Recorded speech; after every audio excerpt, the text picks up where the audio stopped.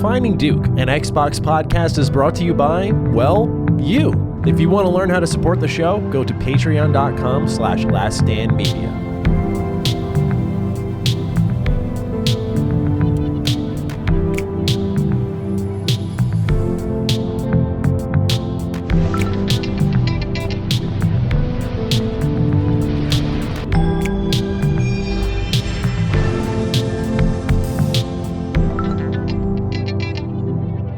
Salutations, everybody. It is Maddie here today, and welcome back to Defining Duke, an Xbox podcast. This is episode 278, and today I am joined by the man who could do the thing I can't, which is podcast and travel at the same time, and that's Lord Cognito. Cog, it's been a few weeks. How are you doing, good sir?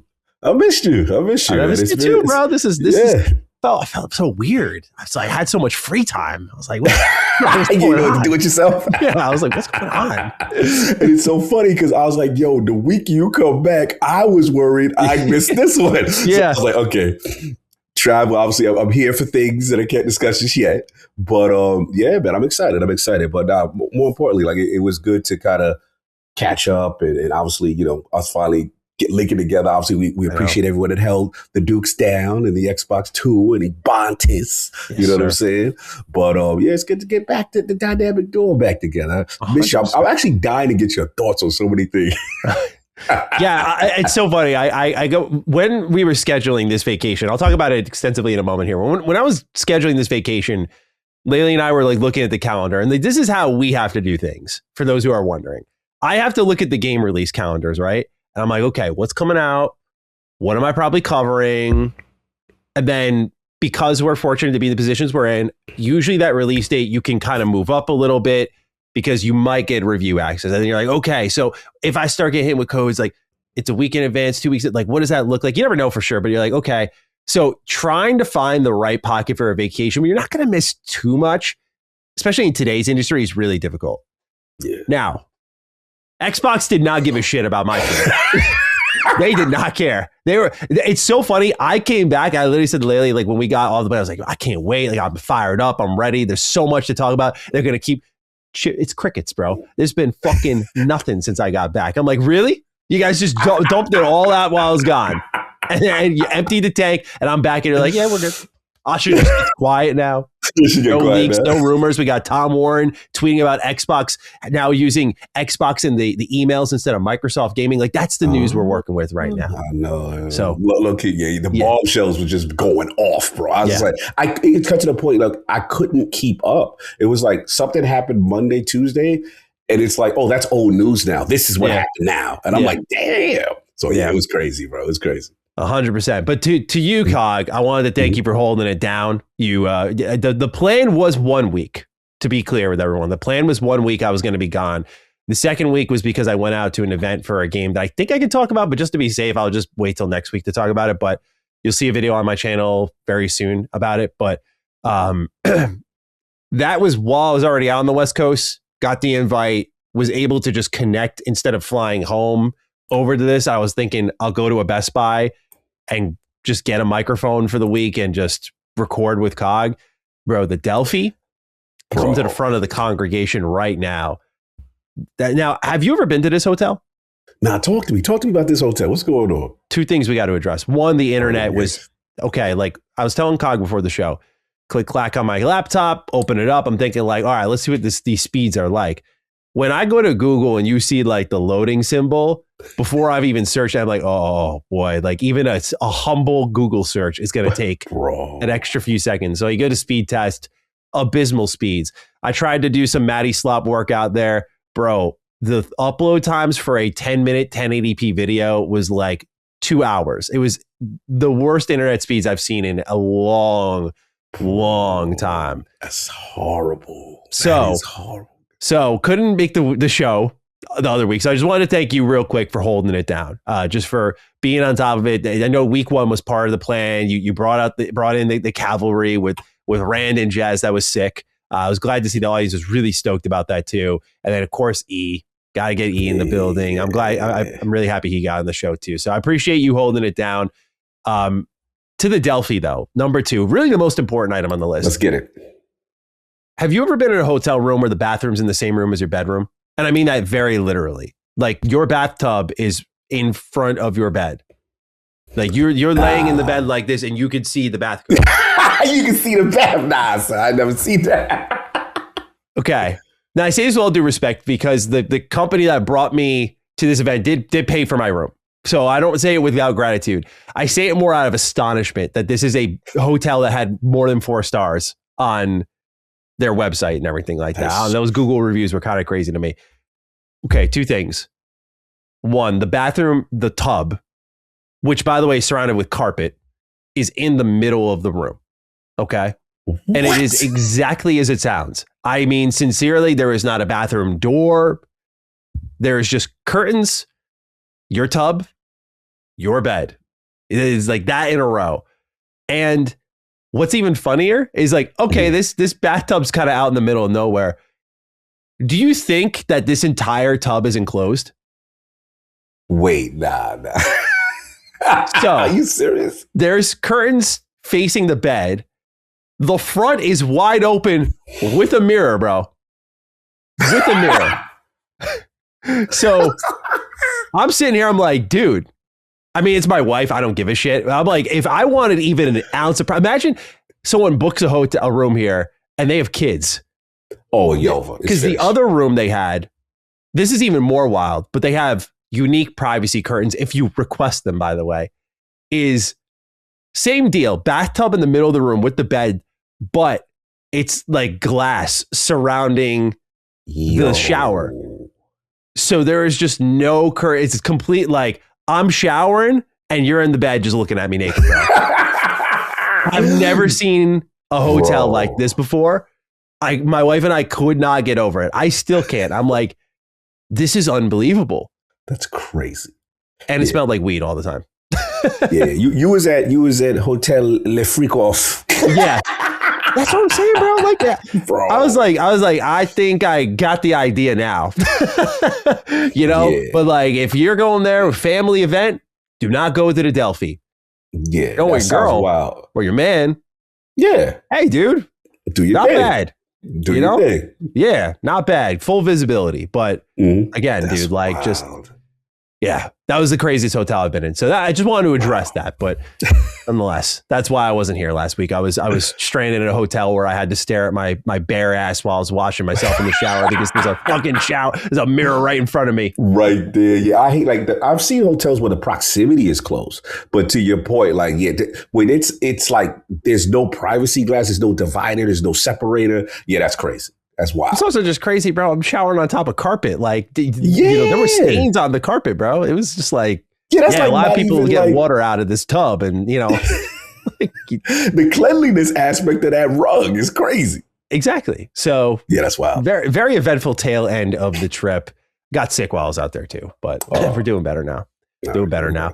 Anyway, feeling good. Appreciate everyone who was showing Duke support while we were away. I was glad.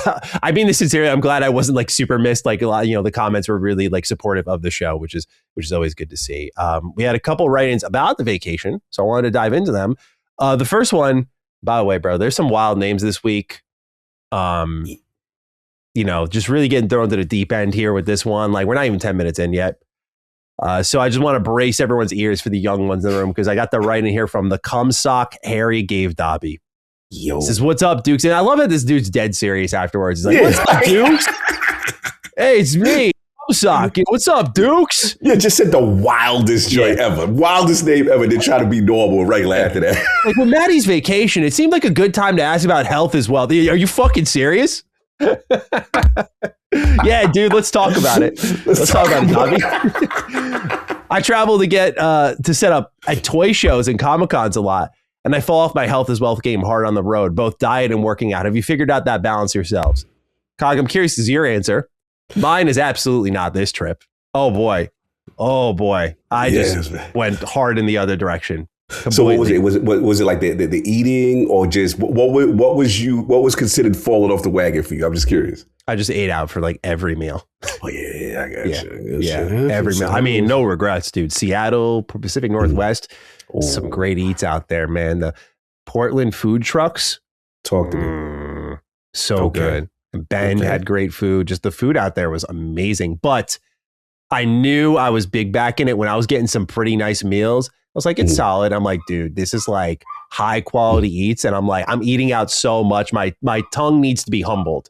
So I've been a plain Jane since I got home, bro. Like chicken cabbage soup, chicken and rice, cereal. Very simple, man, since I've gotten back. Kind of needed that. It was a little bit of a backbreak where I was like, dude, I don't want to eat out at all. But I have not figured it out yet, Dobby. I sincerely have not figured out because I kind of don't want to. Anytime I travel, like part of the fun is I want to see like places I can't eat at anywhere else. Right. So that's the thing that gets me wrapped up. I can't go out to like California and be like, yeah, let me just get a chicken and rice and broccoli and just call it there. Like I don't know, man. I don't know if I'll ever be able to break that part of me. Yeah, me and you are very similar because it's like if you're in that town, right, you got to take advantage of what that town and that city's known for, right? You got to really experience it. So unfortunately, like unless you're bringing your own meals and your own specific things and snacks, which is a pain, let's be honest, right? But if you're at a town, like, bro, I'm gonna eat what the culture is out there doing, what they known for. Like, so I have to admit, I am guilty as charged with this, especially because you said you don't know how long you're gonna be out there and take advantage of this kind of stuff. So yeah, I'm doing it. So I'm out here on the West Coast. I'll be doing West Coast things. Yes, 100%. Taking advantage. Yes, 100%. Yeah, the only thing I regret taking advantage of, bro. I'm about to TMI you all, but you gotta know. In and out, dog. All right, let's talk about it. All right, let's talk about what's the verdict. Let me give it. I've had In-N-Out before. Now, when I first had In-N-Out, I used there's two faces of Matty. There's shitty diet Matt who was like eat fast food, drink soda, and like stomach was made of iron, right?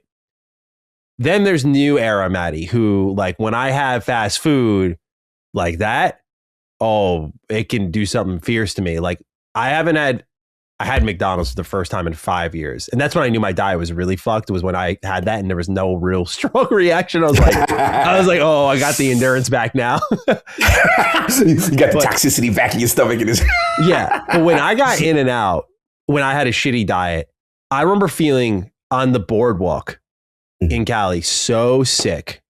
I was like, oh, dude, I don't think I can ever do that again. I've held on to that feeling since 2014. So my wife and I get to LAX. Right next to LAX happens to be a nice In-N-Out. I'm starving, and you and I are the same way, Cog. Our hunger is our energy meter, and it's just like if it's low, and I'm just not fun to be around, and I'm self-aware of that. So I'm like, yeah, babe, you're right. Let's go get some In-N-Out. Like it's worth the risk. Bro, I have never felt more pain in my stomach or more like I'm dying on the inside until I'll just say I expelled a beast from my body. And then your man was good to go. I've never felt like a better man after that. But bro, In-N-Out is the legit devil to me. Like that shit kills me. That's the only West Coast food I will no longer take advantage of. I don't know if anyone out there has a similar experience, but that is twice now that I have felt like death after having their food. And I don't know. I've heard great things. I mean, their burgers look awesome. Their fries were straight up cardboard. They were terrible, but the burgers look good. I can't even like, it tasted good. But really, it just, something happens on the inside of me. It's like, I can handle good burgers. Anytime I can get a good cheeseburger, I'm usually on top of it. You know, I got the Blackstone griddle. Shout out to Mama Micah for helping me out with that one. You know, but like that, I love making a good smash burger. So it's not even the food type. It's like something with In-N-Out. So I don't know if audience tap in. Let your guy know if In-N-Out does something with Cog. I kind of know for you. You know, we take advantage of the beauty of the West Coast when we're out there. You know, what food you can get there. Right now, In-N-Out is pretty exclusive there. When you indulge, if you indulge, do you have a similar issue? Does it kill you? It doesn't kill me. The thing that has the exact effect that In-N-Out has on you is actually local for me. It's White Castle. Oh. White Castle has that effect on me. Oh, no. Bro, I love White Castle. Like don't get me wrong. That's like clubbing, Cog. Yeah. Late night, 2 a.m. You're like, yo, what's open? White Castles, bro, 24 hours. You get the double cheese. I don't know if it's the cheeseburger itself or it's the onions. It's something in that mixture that when you eat it, it's the most delicious thing you've tasted. But literally like clockwork, within a few hours, you are making a pact with that toilet seat. Mm-hmm. You are going to be serving the porcelain gods. It goes through me, bro. I don't know what it is. It's something about White Castle, bro. So I had to kind of shut that joint down. But and I had like a little public embarrassment because I went to this sushi shop. I was walking with Laylee. It was like 10 minutes down the block. It's called Mafia Sushi. I have good memories of the place. It was good being in LA. I usually never say that sentence out loud, but it was good being in LA because I was kind of romping around the old E3 stomping grounds that night. And Figueroa. I love that. Right. And exactly. And I was seeing like the old arena. I remember like walking on this block and like you could hear, because now the crypto arena, you could hear it from the distance. I was like, oh my God, I remember this happening last time I was here because it's been so long. But I remember, bro, I was walking to Mafia Sushi with my wife and I was like, I feel really bad. And of course, bro, you walk in there, no one's there. And I'm like, and you know, you're basically self-telling when the waitress is like, can I get a water? I'm like, yeah, you guys got a bathroom. Don't even like just, you know, it's emergency code red. And they're like, yeah, over there. I'm like, off I go. And like you said, the pact was formed and ended there. I feel you, bro. That's real. Yeah. So shout out to you, Dobby. If you could figure it out, let us know. Yeah. We still struggling. The Dukes are struggling. Uncharted Wolf has the other write-in vacation-wise. What's up, Dukes? With Maddie finally back with the milk. I was wondering was that a running joke that I was away with the milk? That's a good one. Because someone put someone like they had like a Maddie cheating on Cog. So it was funny. Like the way they wrote it, I was like, that was good. I was wondering how you handle gaming time on vacation when your job is playing games. Do you have a total detox and avoid playing games on your vacation completely? Or do you pull out your Switch and put 50 hours into Vampire Survivors because you don't want to admit to Cog that it's secretly peak? Having 3 weeks without Maddie stream is making me miss my undeserved mod powers kind of day. Well, Uncharted Wolf, you got your wish. We're back with streaming finally. What are your gaming habits on vacation? Because for me, I actually didn't game for a little while. Oh, he's ready to go. Yeah, I didn't game for a little bit. I was a little unintentionally detoxing. I was just kind of being a normal guy. You know, I was out there living my life and I'd get back and I'm like, damn, I'm tired. And I'd hang out, maybe chill on the phone and you know, fall asleep. Like that was kind of the cycle for a few days. I'll get into what we're playing. I made up for lost time though. I played a lot of video games, but nice. This was a vacation where I got into my gaming groove, but I kind of had a few, like there's a lot for me, a few days where I was just completely out of it. So I usually don't avoid it. In fact, I kind of like gaming in different parts of the world. That's how, I don't know, it just works for me. So, Kai, I think you answered our question. It looks like you're ready to game on the go. Yeah. Now, for me, it's all about the travel. You know, I get excited because it's like it's uninterrupted flight time. And bro, I had the best. This was me. This is what I realized. Something clicked in my brain. Go ahead, bro. I had the best experience because get this. This is where I saw a whole flight jealous of me. So we get on, we board it, right? And he's like, all right, great. Boarding now, groups 2 and group 3. I'm like, all right, we're getting in late, cool. So I get in there. So they're like, we're sorry to announce, but there will be no Wi-Fi on this flight for the entire trip. So I was like, oh, that did suck. So I bust the alley out offline mode. So I'm sitting there for the whole flight, living my best life playing. You're gonna see what I'm playing, right? So I'm seeing jealous eyes looking at my, no lie. It was a 50, 60-year-old man. He was like, could you tell me what that device was that you had? He had to know. Bro, this thing saves me. So for me, it's my excitement time. I get excited for like, the flight's going to be 6 hours. It's going to be 8 hours. Yes. There's a little excitement of like, if you pull out an obscure game, like will someone ask a question? I was playing a little Pocopia. I was playing a little something else that I'll talk about. And I was like, let's go fire a question my way, you know? Like someone gonna be like, hey, what is that? It's like, can I put someone on some kind of heat right now and like change their lives? You know, that'd be kind of sick. So yeah, that's sick. It was so, and he had an older dude. He had to be like in his 70s. It was. I was sitting next to a older couple, and he was like, I used to be a gamer, and he was just like, he's like, yo, how much does that cost? I was like, look, this is kind of pricey, bro. I don't know if you want to jump into this. Like, this is like almost close to a G. But I was like, there are other options. He's like, yeah, man, I'm tempted because I used to do all that stuff. And you can see he had that desire to do it on, a guy that travels a lot with a player. So yeah, that's mostly my gaming time. And then to your point though, if I'm on vacation, I'm not really gaming as I'm trying to take advantage of what's going on and stuff like that. So usually my window is the flight 100% or at night, sometimes right before bed. That's what I stick it in. An hour or two before bed. That's my gaming. Yeah, completely. I'm not gaming during the day, but like at night, for sure. The most gaming I ever did on a vacation, my wife and I went to New York City and stayed there for a week, and we just kind of pack it in at like 9 or 10. My wife falls asleep a little bit earlier. And so that was when I played Dragon Quest Builders 2.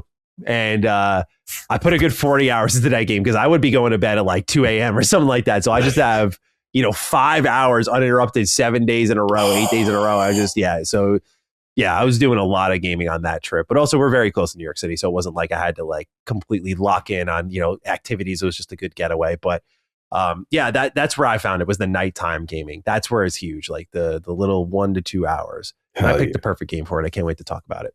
Nice. Defining Duke, an Xbox podcast, is brought to you by Shopify. Ladies and gentlemen, this message is for you, the one who has that dream that they're just sitting on, whether it's fear holding you back or you just need to build up the courage to get there. You need to start chasing that dream, and you got companies like Shopify who are going to make that even easier to achieve that big business idea.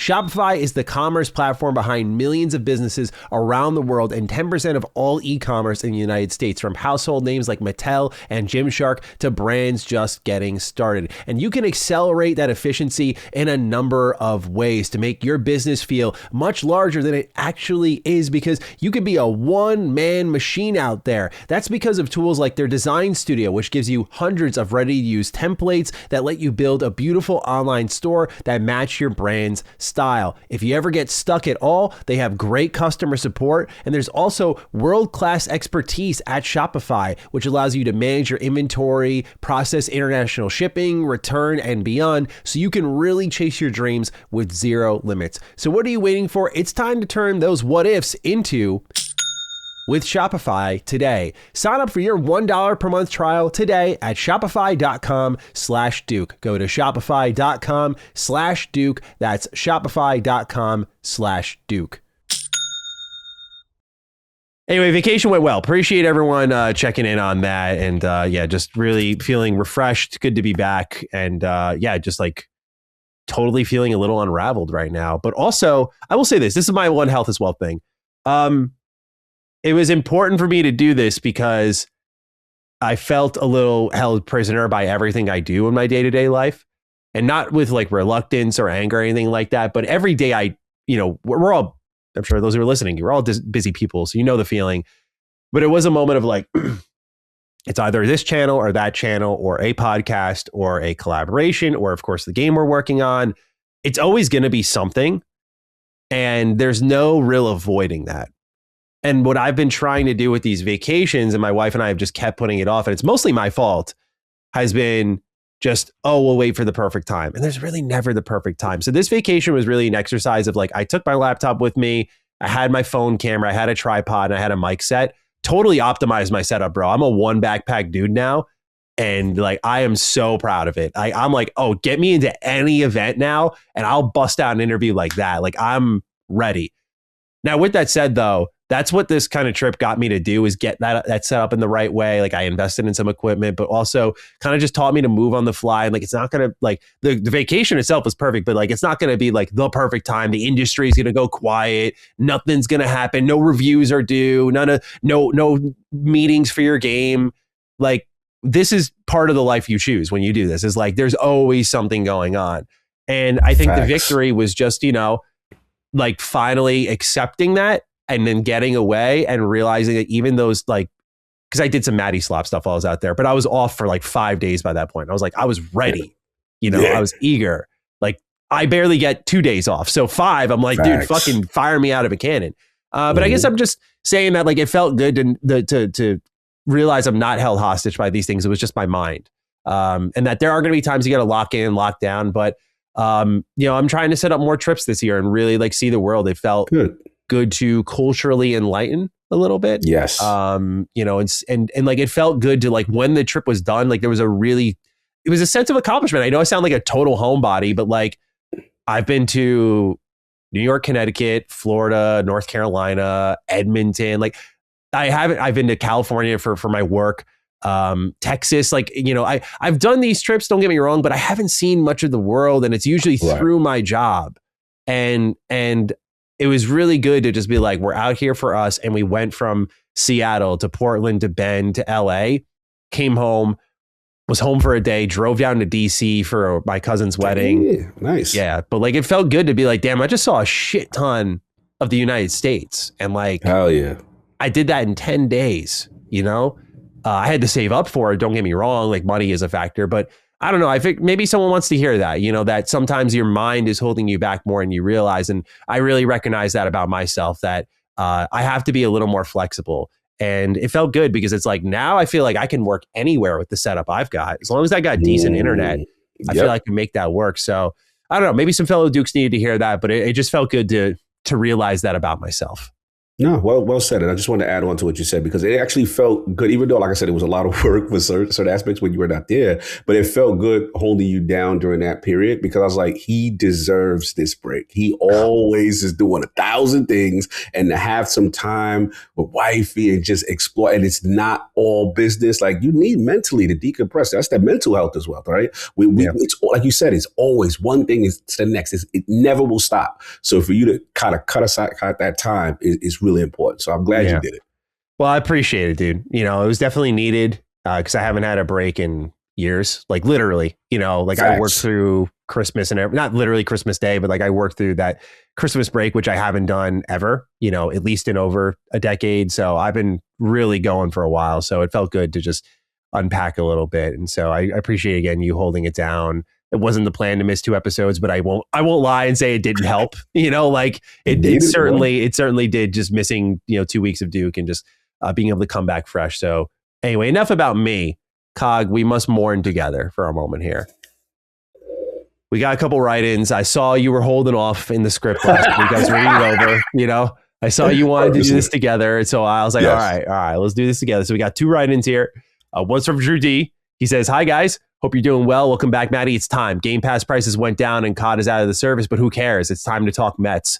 What is happening with those poor guys? They're making my Nationals look like the Dodgers over there. Please use this write-in to shed some tears for your Mets and to curse David Stearns. Have a you took Juan Soto from me, but all you got was a worse season kind of day." Meanwhile, Evan the Poet writes, "Good day, Dukes. Writing into my favorite 10 minutes every other week baseball podcast with some questions and concerns. Cog last week wanted to skip the Mets questions, and I don't blame him. I wouldn't want to 1v1 on the Mets either. So I reiterate this. Now that the losing streak is finally over, but your boys still aren't looking too hot, what changes do you hope come in the next few months? Some coaching changes? Hopes for the players to pick up before the deadline? Who needs the boot? I look forward to my Mets fan responding. Sincerely, a Padres fan that's somehow experiencing more parties than heartaches this year so far." Evan, shout out to you.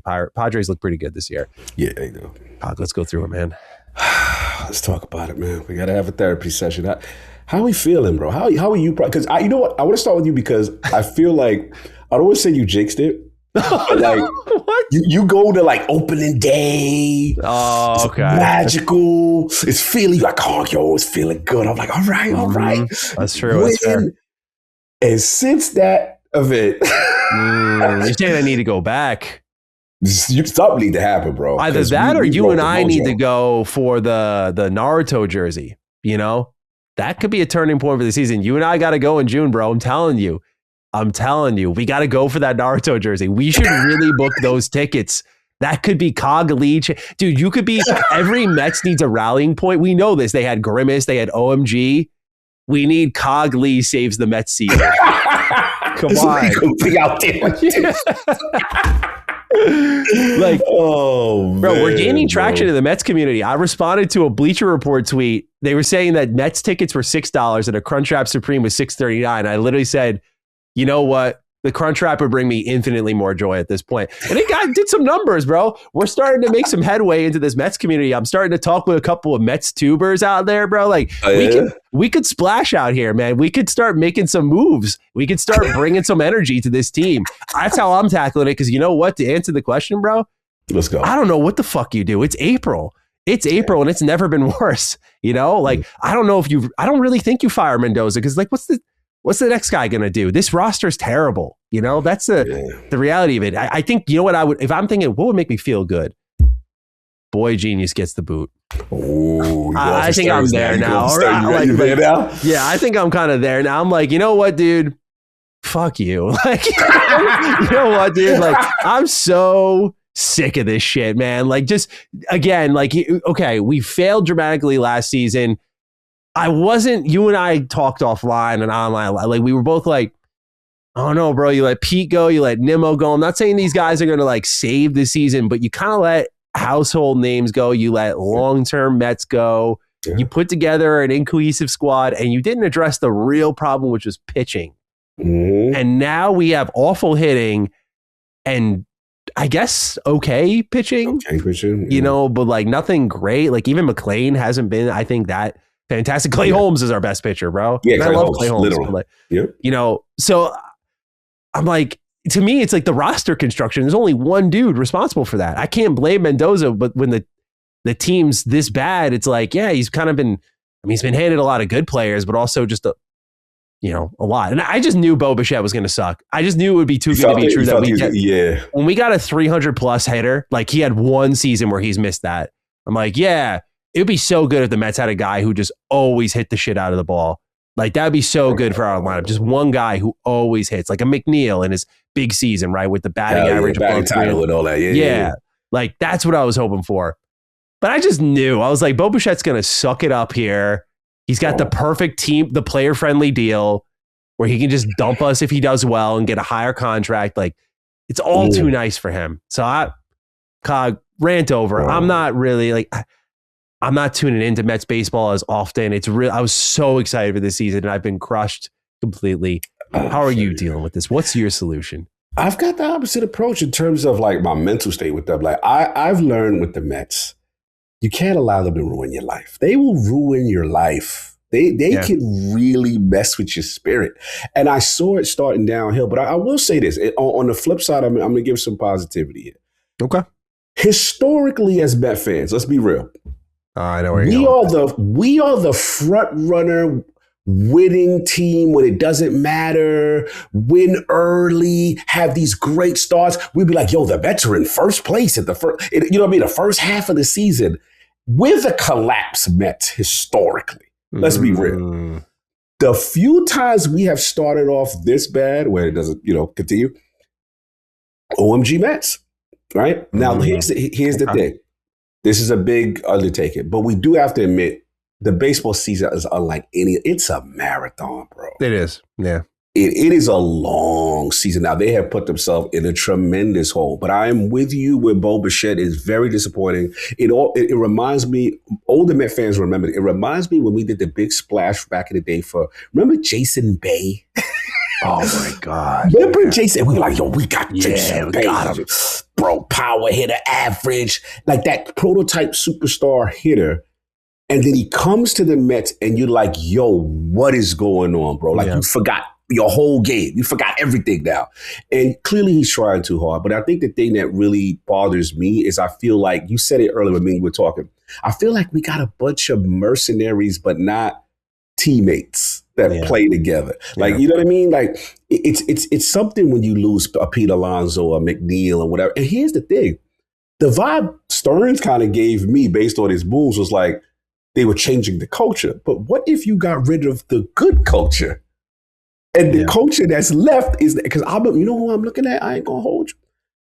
Lindor, you had to come to the front of the congregation. Oh. And I'm a Lindor guy. Like when he had his moments and he carried us through the OMG. Bro, does he feel superstar carrying type player? Like the last two seasons, I feel like, bro, I'm not seeing it. Like so at least you like, okay, I see it. You may not, you get your singles, your double. He'll get you the 1 for 3 or 2 for 3, kind of thing. But Lindor, I'm looking at it like you got the name on your back supposed to mean something. Like we supposed to be, and I don't feel it with that. So yeah, and I don't know about the young kid. I haven't paid attention to him. I thought he was going to do something. He looked like he cooled off. All the acquisitions, it looked like they cooled off. So if it continues. This is the indictment on Stearns. See, this is the boy genius. You a little too cute. You thought you were smarter than everybody else. You were smarter than everybody else, and it just didn't work out. And I'm surprised that Cohen is I thought Corn would just throw the money and say, hey, no, we got to keep Pete. We got to keep this one. Like, he let him rock. So now we're going to see. And unfortunately, usually how it goes is if it continues, it'll be Mendy and then it'll be, but I don't want to go there yet. It's early.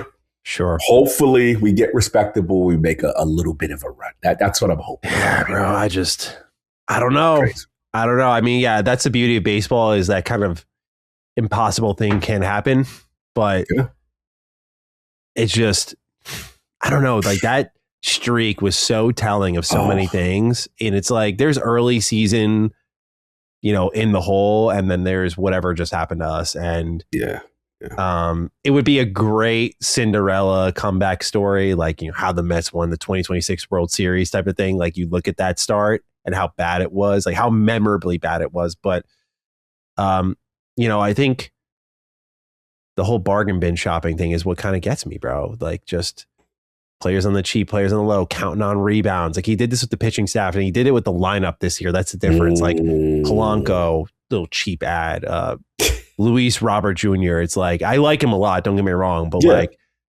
him being a core part of the offense, like if he bounces back, watch out. And it's like, he's doing better than he was with the White Sox. But that dude probably thinks he did something awful in a past life. He went from the White Sox at their absolute worst, came to the Mets where it's like, okay, new culture, all change. And he's like, dude, it's worse here. It's worse here. Like he probably feels a particular type of way. And we could tell when he's feeling good about the team, what's going on and how he approaches the plate versus when he is not feeling good. So it's just too many vibe dudes here. Like that's the problem. They just all have to feel a type of way to produce. They can't like muscle through. And I'm with you on Lindor. I just like his energy, man. Like number one, the mental lapses I just find inexcusable. Like you're human, but like I just come on, bro. There was way too many. But it's to me the last straw was really just the striking out to Ohtani and smiling at him. I was like, dude, fuck that. Like you're not. This is not baseball's so fun. Like, dude, you guys are getting crushed by everyone, swept by everyone. Show some fucking intensity. That was the one thing Bo Bichette did was just sitting there staring out in the dugout while everyone left.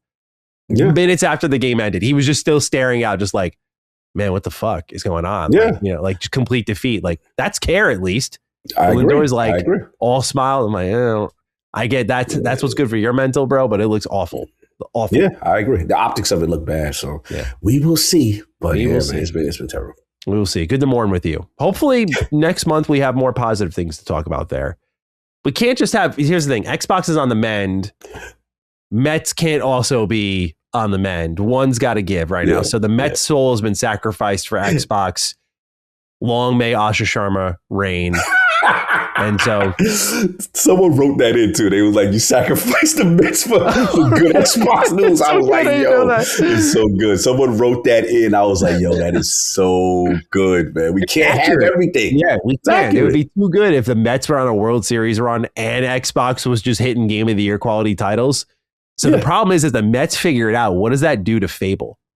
What does that do to Gears E-Day? The next Call of Duty? Scary world, scary thing to think about. Think about it. When OMG Mets happened and we were on the Mets on that crazy run, that was when Xbox was stepping on every rake known to That was 2024, right? Oh, you see the correlation? Bro, it was insane, the rake stepping. And I was like, damn, I can't have the Mets and Xbox be successful at all. When did wait. When did the Mets collapse last year, right? August? Wasn't that when Xbox like shut down a bunch of studios? I think so, bro. I think so. The collapse happened, like August. If we pull up some clips, I'm pretty confident that we will find at least a few rakes during that period. Because remember, the last year has been brutal for Xbox. Yeah. Prior to this run, it was rough. That was a tail end of the past regime. It was brutal out in the streets. We might have found something. Price raises, Game Pass raises. Crazy. Goodbye Initiative. Goodbye. Yes. ESO new Blackbird game. Like goodbye. Blackbird. Tell him we're gonna do this. Okay. Well, the Mets win the World Series. Xbox fans, be ready. It's not going to be pretty for you. All right, last little write-in here we got, and then we'll dive into the news. Irby writes, "Hey, Maddie, welcome back. Since you weren't able to talk about it last week, how about that Xenoverse 3 reveal? Now we just need Fusions 2, and we will truly be cooking." Thank you both for the wonderful discussions week after week. Thank you, Irby. Yeah, I didn't get a chance to put this in. I did write the script last week, and I left this stuff out because I was like, I thought for a moment, I did have a demonic thought. I was like writing, I was like, do I put this in the script and see if like it sneaks up on Cog and I get to listen to him and like Ibantis or whoever he's getting, like talk about Dragon Ball Xenoverse 3 and just see if they can like swing the topic at all. I was like, I'm not going to do that to my man. He's holding me down. Appreciate So yeah, I thought this was a real holy shit reveal. I was listening to it's kind of a Dragon Ball podcast, but it's really not. It's called Key Moments. It's got Nanogenics and Dada Doy on it, and I fucking love these guys. They're so good. They're hilarious. It's kind of what we do, where we just shoot the shit about our lives for like a while, but their whole show is supposed to be about talking about like key moments in Dragon Ball history, and they rewatch the show with their audience.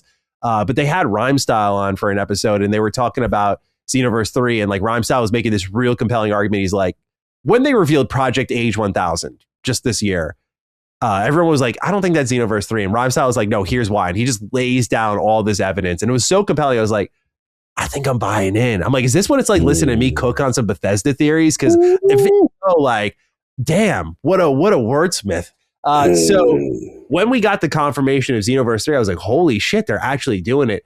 Xenoverse 2 is a rare game that we didn't know it was going to be like a Destiny when we got it, as in like they were going to support it for that long. And it was like a very long outlook. That game came out, I think, 2017.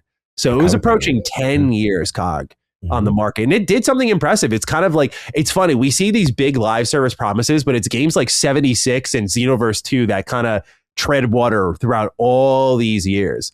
But because Xenoverse 2 was supported for so long, fans were playing, buying the DLC. They had other Dragon Ball projects coming out, whether it be Kakarot or Sparking Zero. Xenoverse 3 kind of felt like a pipe dream. So the fact that it's real and it's coming out next year is super fucking exciting, dude. I can't wait, especially because the visuals look really upgraded. I'm really curious about the fighting, but also it's the time period. It's future Dragon Ball. They had a Dragon Ball game called Dragon Ball Online, which took place in way in the future, and so like Goku and everyone's like dead at this point, and the idea is that like everyone can be a Saiyan, and so it's more about like original stories, and that's one of the things that Xenoverse 2 did so well, and really the first game started, which was remixing Dragon Ball history and creating cool stories out of that, because by that point in time we had gotten just so many rehashes of the Dragon Ball Z storyline. One of the good things Sparking Zero did was told you the super storyline. But point being is that Xenoverse was like such a breath of fresh air, but then Xenoverse 2 hung around for so long. So Xenoverse 3 coming out is like, oh my God, finally. And it's like a whole new era. Huge win. And it's one that Akira Toriyama worked on. It's like one of the last things we can kind of attribute to our GOAT. So it's a real special moment. So I'm very excited, Irby, to answer your question. I'm very excited. Obviously want to see more extensive gameplay, because what we don't know right now is like, what's the combat looking like? You know, visuals look nice, but like what's the Conlan city like? Is there a hub? Is it a true MMO? There's a lot of questions this game still has to answer, but them running with the Xenoverse 3 name, very excited about that. So time shall tell where things end up with the Dragon Ball's next big video game, but I'm in on Xenoverse 3, of course. It's good to see the community kind of rally. So I was like, yeah, they got one. And this is a very popular franchise. And it looked good, I admit. Yeah, 100%. It's basically Destiny Dragon Ball. So you would actually, if you love Dragon Ball, you would like this, but we know how Cog and anime go. We know how we go. All right. Let's get into the news, Cog. We got some leaks and rumors to clean up here. First and foremost, Game Pass Starter Edition has been leaked via Discord Nitro. This was picked up on Discord previews.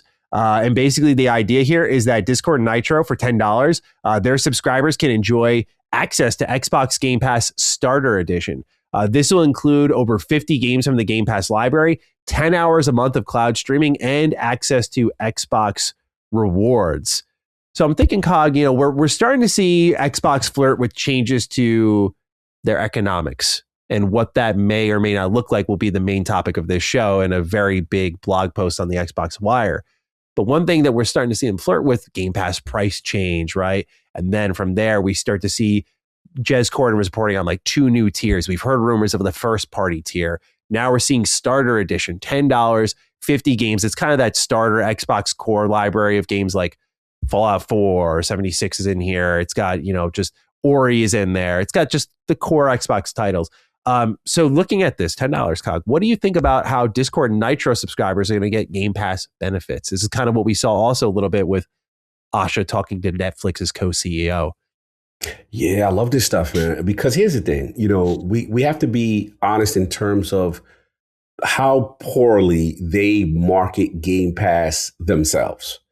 Outside of the core Xbox audience, there are so many people. I speak to people from different countries.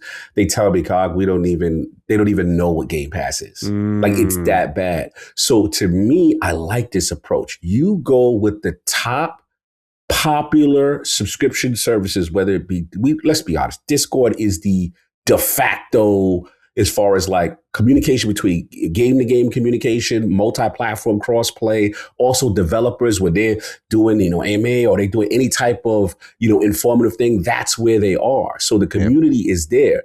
And to sit there and say, okay, you know what?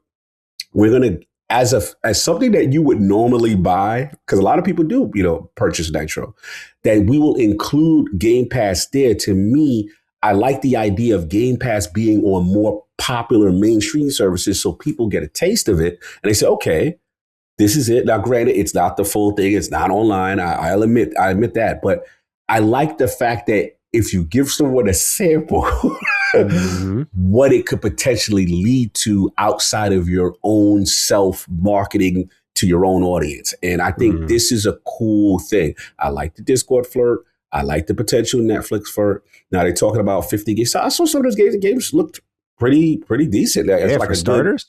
Yeah. So I'm like, okay, and obviously the rewards and stuff like that. But my early initial thing, this is to me, Asha, with the user acquisition, Instacart, Facebook Messenger, that's her strength. This is to me, her flexing that muscle. And I'm curious to see adoption rates and engagements with services that are much bigger than Game Pass. Yeah, I think that's a smart way of thinking about it too. Because I really was thinking about it, I think narrow-mindedly of like Xbox Game Pass getting Netflix benefits. I'm like, who cares about that, right? But the other way around, where Netflix has Game Pass packaged in and you have those Netflix subscribers getting visibility to Game Pass, could lead to something.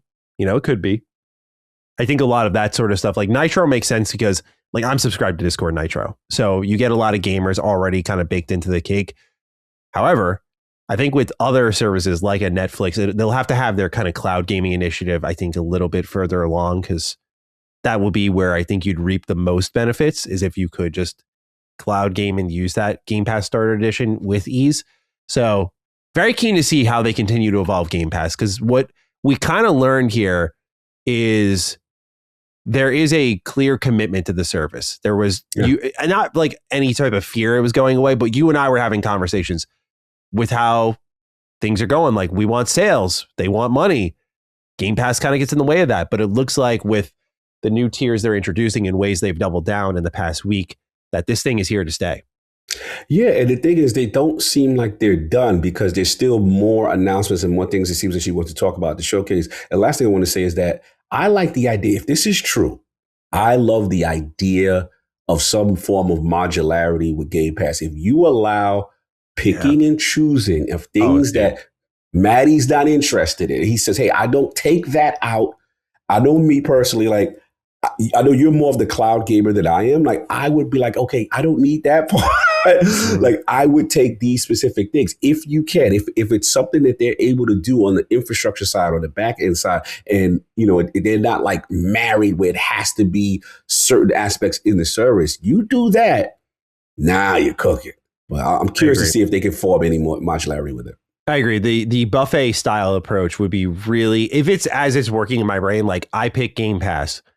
Okay, which tier did you pick? Okay, you picked like the highest tier. So that's a starting point of, I don't know, $17, something like that. But I can keep it around there because it's like, no, I don't want Fortnite Crew. No, I don't want Ubisoft Classics. No, I don't want that. Like, and I just, okay, so there you go. You get everything Game Pass day one for $18 now or something like that. Like if I can just strip effectively value away for the things that like, no, I don't play League of Legends anymore. I don't want the Riot benefits. If I can just peel that sort of out, and if it is that simple of checking boxes and just watching my monthly total go down, that would be huge. That'd be huge for someone like me who's like kind of out on Game Pass right now. That would bring me back in, because if I could pick and play, it would make a reasonable difference in the price I'm paying and get me closer to where I was most comfortable paying for it at, where I was most passionate about it, where I was most happily using it, or it was, again, getting it to the level of just forget about it money. $10 a month starter edition is forget about it money. Not that we all have endless cash, but that's how subscription services thrive. Like, oh yeah, this thing, you know, it's not really burning a hole in your pocket, but it's shipping away, you know? No, absolutely. Let's take it back to the cable days. It's like, yo, all I care about, I just want that SNY. I want that red zone. Bro. Remember how we used to do with cable? Yeah, that's what Take it back to that, bro. Let's go. Isn't it so funny though? It's like we kind of had it figured out. We had it figured out. And now we're like, hey, let's go back to that. Yep. So funny. All right. This next one is also kind of building off our main subject today. Asha Sharma did an interview with GameFile, which followed up the post by Xbox Wire called We Are Xbox. It's there she kind of talked a little bit about pricing and releasing for Project Helix, the next Xbox console. She said, all of these things are an equation. Memory costs will impact pricing, will impact availability. As we think about where the world plays, we take that into consideration. So we're not ready to share a launch timeline right now, which the rumor has been 2027. She says the world's pretty dynamic. My number one focus, though, is to focus on what's in our control. Build a great console to play great games, including your PC games. All I can share is that we have development kits going out next year, and we're working really hard and have a lot to continue to do and a lot to continue to learn. But we're really excited about Helix and the initial feedback that we are getting. And I think when you look at how they're stabilizing the current generation, I think there is a little bit of anticipation that some people will want to hang back on these platforms because of the way prices are going right now, and you might not be able to do much about where prices are going right now. So that is why they're looking at Gen 9 to sort of stabilize it. But what do you take away from this here, Cog? I think it's kind of business as per usual. Like another hardware manufacturer was like, yep, memory costs are going to impact us too, as well as availability. And it's going to make Helix even more niche potentially. I think that might be a little bit more damaging to Xbox, but I'm curious if you had the same read. Yeah, look, Helix, I'm not holding my breath on some, affordable Gen 10, because again, it was always promoted as an expensive premium, well, the word was premium, right? Device. I think the only thing that gives me a little hope is her most recent statements as far as like, okay, what it is to be Xbox. She had like the 10 bullet points. And, part of that whole spiel, the word affordability was mentioned. Now, I look at that as Gen 9. I look at that as, okay, let's bring Game Pass down. And I'm going to say on the ILP, if you really want to get crazy, how about we look at the Series S as the entry point, and let's bring that console model down. You can leave the X where it's at in comparable to the PS5 as far as the memory stuff. I get that. My thing is, if you could do that in a year that GTA drops, where the next generation only, we've seen evidence like college football was next generation only, these huge titles that actually sell consoles, right? If she shows me that, then I know she's taking the affordability part seriously. So don't get me wrong. I'll give her all her flowers. I've never seen a CEO say our thing is too expensive, we're lowering our Game Pass. I've never seen that. Kudos to you. You brought it down. You really want to take it serious? Bring that Series S down, because that to me shows that you're going to be committed to the generation. And then Helix is like the high end thing. Because let's be honest, we're in this era where we're still cross-platform, cross-generational. There's still people on PS4s and Xbox Ones, unfortunately, because of the Sinister Six live service games, and people don't feel the obligation like they had to in the past to upgrade to the next generation. So make this current generation something to still invest in. If she could pull that off, then to me that eases the blow of a super premium Helix kind of a deal. So that's how I'm looking at it. That's what I'm hoping for, but we'll see. Yeah, it would be nice. I'm curious if people nowadays are as big on Series S compared to where they were at launch, because I know as games have pushed more and more deeper in the generation. There are some examples where the Series S was not holding up as well as it used to. We still believe in little man, but are people still looking at that with some sort of appeal? I think if people were hanging with the Switch 1, we kind of know our answer, which is yes. People don't care as much about performance as I think a lot of us consider them to care about it. But will that be enough for Xbox to break through? That's the thing I'm really trying to assess is like, I feel they just need the new generation to sort of hit that reset button effectively. Okay. You know, where everyone can feel it and everyone can look at Xbox with open eyes and they are ready for that moment. Because right now it feels like there's just so much to untangle and it's not going to happen in one big move, but there has to be something that sort of is a rallying cry where it's like, okay, it's time to get an Xbox if they continue to unravel things. So I don't know if even a Series S price cut would do it. And that's like the problem I feel like they're kind of having is like, there's just a million things to undo before you get to that point of like, and now it's a good time to buy in. Right. I think we'll know when we start getting those write-ins like, hey, Dukes, I bought an Xbox because of this show. Yeah, that's when you know. But I will say this, but did you see her retweet someone that was like, oh, F it, I'm just going to get an Xbox now? Because they were loving the series of moves, the streak that she was on. Yeah. And she was like, hell yes. And I'm like, that's interesting. Yeah. Like she valued that, you know, so that to me, that's a good sign as far as the platform, the ecosystem. I know it's just one tweet, but she knows that social media moves for this community for sure. Yeah, for sure. Yeah, she knows. She's got them wrapped around their finger. I agree. All right, this next one will move into the world of PlayStation here. Originally, there was a whole lot of drama surrounding PS5, DRM, potentially walking us back to the Xbox One era. Now, there was a whole other conversation to have here. We'll read the write-in, and then we will dive into the follow-up by Sony, because it'll kind of make a long story short here. Tyler Roseberry writes in saying, hey, Dukes, a lot of stuff right now about a new Sony DRM policy going into effect. I feel like this is pretty unfortunate timing for Sony, considering the buzz around Xbox right now with the new CEO and logo redesign. I just want to see if you guys had any high-level thoughts on this, as it seems to me that Xbox is in a unique position to make a comeback in a major way in the coming years. Thanks and stay well. Well, PlayStation sure took their time, long enough where I waited on this news story for like 3 days, and I was like, okay, time to make a video about it. Let's talk about this. I got all the information. And then the following day, they're like, here's the way we're going to put the kibosh on this. And I'm like, cool, as long as it's not a problem. But now I was like, fuck, I just kind of made like a whole video on this thing, guys. Like, come on now. Xbox would never do this to me. So basically what happened was PlayStation rolled out what seemed to be a major DRM issue. The idea was that all new purchases would have a new DRM license attached to it. So what that meant is if you did not check in at the very least every 30 days, your license for your digital game that you purchased would be rendered invalid. And that means that you can no longer access your product. Then people started to take the CMOS battery out of their consoles, like Spawnwave showed this with his PS5. Yeah, he removed the CMOS battery from his PS5, and he tried to fire up these games he recently purchased, and they wouldn't work. His physical copy of Pragmata did work, and his digital copy of Crimson Desert also worked, because that was, at least from what we knew at the time, a recent purchase. What's happened since then, though, is that Sony did give a response to this and said that players can continue to access and play their purchased games as usual.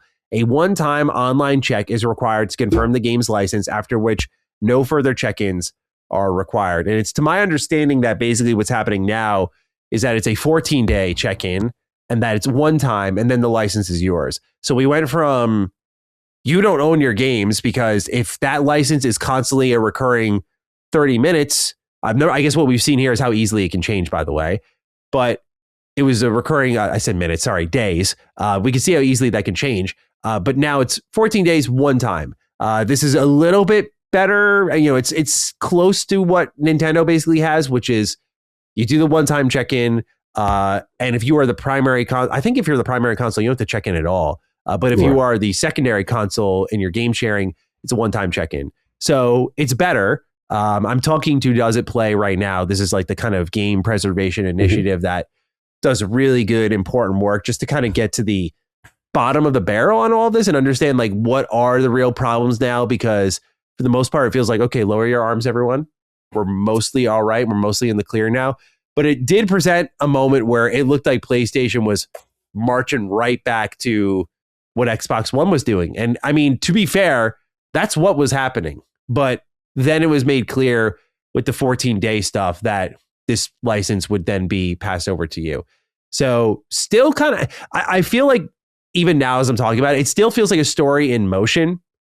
So I just want to give it some air on that side too. But Cog, with this news cropping up, Team Digital almost took a massive L here. Yeah. Massive. How are we feeling? Yeah, this thing went like wildfire at first because I saw Gene Parr, shout out to Gene, you know what I'm saying? He was like, yo, what's going on? Gene was outside. He was like, yo, what's going on? You know what I'm saying? So I was like, all right, what's this? Let me pay attention. So I saw it, but in my mind, I'm like, it can't be that bad, right? And then I saw the Small Wave video. Right, I saw the CMOS battle removal. It was fun. Shout out to him for using Colin's game. He had Saints Lair. Yeah, I meant to DM Barry and be like, "Yo, dude, you guys got some real free promo because all these pictures of John just sitting in his chair, looking at the can't verify your license, and like right there, Saints Lair. Saints Lair. I was like, there we go. There we go. Subtle promotion there. We like that. I like that. That was dope. So yeah, to check it out. So I'm like, all right, cool. And then that didn't work. And then he popped it. I'm like, whoa. But then obviously we got more clarity. Now the question I have is, did Sony, because I guess my question is, did Sony themselves during this period, have they came out and clarified? Because the vibe I saw was like someone else clarified. It was like, hey, by the way, it's a 14 one-time check. But, you know, and I guess for me, if they did, great, right? Because that's what I wanted. My only thing was if they did it, that's still horrible because people were really frustrated, and to get no answer, no clarity is very spooky as a company. Like SIE spokesperson who told GameSpot that information about players can continue to access and play their purchase games as usual. But the reason why I was like, it feels like it's in motion is this like news headline here does not mention anything about 14 days. We only know that because of a Reset Era post. So there's still information kind of being left out by PlayStation. Like this is a 2-sentence explanation by them. So yeah, and to me that's a problem. I'm not trying to badger them, but I guess I'm just trying to be clear of why I'm leaving it a little bit open-ended as I'm talking about it in this moment. Things might change by even the weekend when y'all are listening to this, but at least right now it looks like there's still a little room to like fully conclude the story. Not that it's going to end horribly, but there's still room. Yeah, my whole thing is at the very least direct someone to a site page that explains what the process is, what's the length of time on it if you don't want to make an official statement. And that to me is a bit frustrating, especially if someone bought your product. They need to know these things because all I think about is, shout out to my military, lords, the dukes that they're on bases, right? And they, you go for the extended period that you don't have that online check-in or whatever. And, if this was something that was initially thought to be snuck in, that is something that was really, catastrophic. That's problematic. But I'm glad it's not that, but at the end of the day, just sort of you do need to provide clarity to people that spend money to your base. Like, come on now. I agree. I was hoping they would do the Don Matrick because I think they brought up that example of like, there's people on bases, like they can't really access it. He's like, well, we got the PlayStation. PlayStation 4 was affected by this as well. You're going to have someone tell you to go back to the PS3, but I was hoping for the Don Matrick moment. I was like, dude, bring us all the way back at this point. Like, let's go. Did you see how messy Gene was? Gene was like, yo, Xbox, Asha, if you're listening, you better hire Shuhei now, and you gotta get your lick back for this is how you change. Yeah. They was kind of so crazy that week. Gene wants it to be really messy. Like he wants Asha to I think he said like burn copies of Fable for PS5. Just show, I think he said show Asha deleting the code for the PS5 port, just holding backspace and looking at the camera.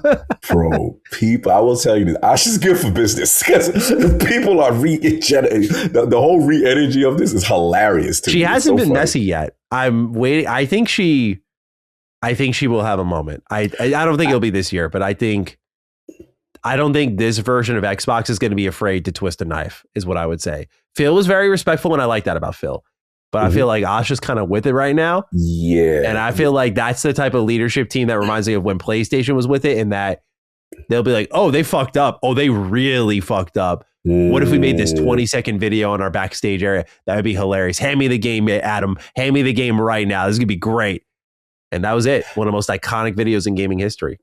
I mean, she keeps using the term, we want to be rebellious. We want to be, these are Peter Moore terms. That's a different kind of energy. We'll see to what extent, but I agree. It's definitely, look, you know, I got respect for Phil, but one of the things that was always said was like, he super nice guy. He would never take away a moment from another publisher or another platform holder and stuff like that. I don't get that from Asha. My initial read is, and plus she's young. From my understanding, she's really young. She's not, she's not as old as I thought. So it's like, I get a different energy. This person who's really to engage on socials and be more active in the mix. So she in her 30s? I'm not trying to be rude. I believe so. I believe because it was Addict and me, we had a conversation, and I think he was doing the research, and he was like, yo, God, I think she's younger. And I was like, really? I was like, I believe, don't quote me, but I believe, in the 30s. So it's quite a rise for her career when you really think about it. Like, she's going to be 40 and asking herself, what do I do now? You know? Yeah. Again, what I'm going to do is correct me if I'm wrong, because I don't like to dig too deep into personal lives, but at least according to Addict, y'all throw tomatoes at Addict if it's wrong. No, but he was saying, because he's a fan. I have not seen, like, Addict has been very down on the brand the last 2 years. This is the most energized I've seen from him. We've been shooting DMs back and forth, bro. We've both been like, when the Game Pass price changed, we were like, what's going on? Yeah, I'm seeing people who like were just like, you know what, Xbox, I'm good on you. Like, you know, the last 2 like you've expressed thoughts, like you were like, hey, I'm out on Game Pass. I've seen people shout to my boy Flame, shout to a lot of people that were like, they were cool. They were like, I'm good. And since Asha, they've been like, I ain't gonna front. I got my eye on this, you know what I'm saying, kind of thing. It's early, 60 days, but we got our eye on it. So that to me is the test. You got to win the Maddies, the Addicts, the Flames, the Arcades. Those are the ones she's got to win. So the fact that you guys are even receptive to me is a positive thing to see where they go. Yeah. It's what happens when you make consecutive good decisions, right? Like, this is what you and I have talked about for the whole generation. It's like, if you could just get on a run, this has only been, 60 days, right? And I'm sure eventually there will be a mistake, but if you can we've seen with other Nintendo, PlayStation, you can go on a pretty extensive run of just good choice after good choice. Valve is another perfect example. Good choice after good choice, just very consumer minded. And I think if you could do that, what Xbox has clearly learned here is how to message it and how to make it a beat for themselves, because they're letting it run through them and not the press. One thing that was, I think, really key about what Asha and the team are doing with the We Are Xbox post is normally that is broken through a news outlet. But it came from them, and then Stephen Totilo had the follow-up. And that's very different from how you let the press define the conversation. Because they've been burned before, to be fair. Oh, hell yeah. They've been burned a shit ton of times. The framing around them has been bad and that sort of stuff. So they're learning. They're finally starting to learn. If they can just keep this kind of they're playing contact baseball, Cog. That's how. It's like single, double, keep it consistent. But the main thing is no rake. You're not going over for strikeouts. You're not throwing errors. You're not doing a whole bunch of foolishness to draw attention to yourself. And the key that she also said in that Matt and Asha blog post with the We Are Xbox, right, where it was like, we're no longer Microsoft Gaming. There was a term at the end. It was kind of like something to the effect of paraphrasing, like transparency in Candace is kindness. I don't know if you caught that one, where it's like messaging and direct messaging is something of importance. It's kindness to you as a user. You deserve that. I like that as a bullet point because it shows to me that they recognize that as a problem point. Because that was always the thing, right? It was like, yo, you said one thing, but now it's this. What's going on? You got to have that level of transparency and just clarity. I think it was like clarity is kindness or something to that effect was one of those bullet points. Yeah, I agree. I'm excited to dive into that with you. There's certainly a lot to read. Oh, yeah, a lot. Yep, we will get to it. Let's take a pit stop over in the world of Valve, who provided some updates across all of their Steam hardware, from the controller to the machine to even Steam Deck 2. Shout out to the homie Jimmy Champagne of Deck Ready. I'm sure he had a ton to talk about with one of his latest videos.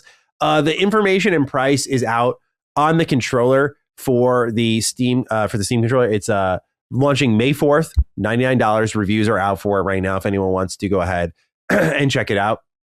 It seems like it's doing really well. For people who have been using it, good positive reviews for it. Otherwise, though, Valve talked a little bit about the Steam machine and when we're finally going to maybe get some information on it. And it looks like, according to both Valve as well as a A comment from Mike Straw of Insider Gaming. That time is coming quite soon. They said that the reason they've been waiting is because they're waiting for the price to be right.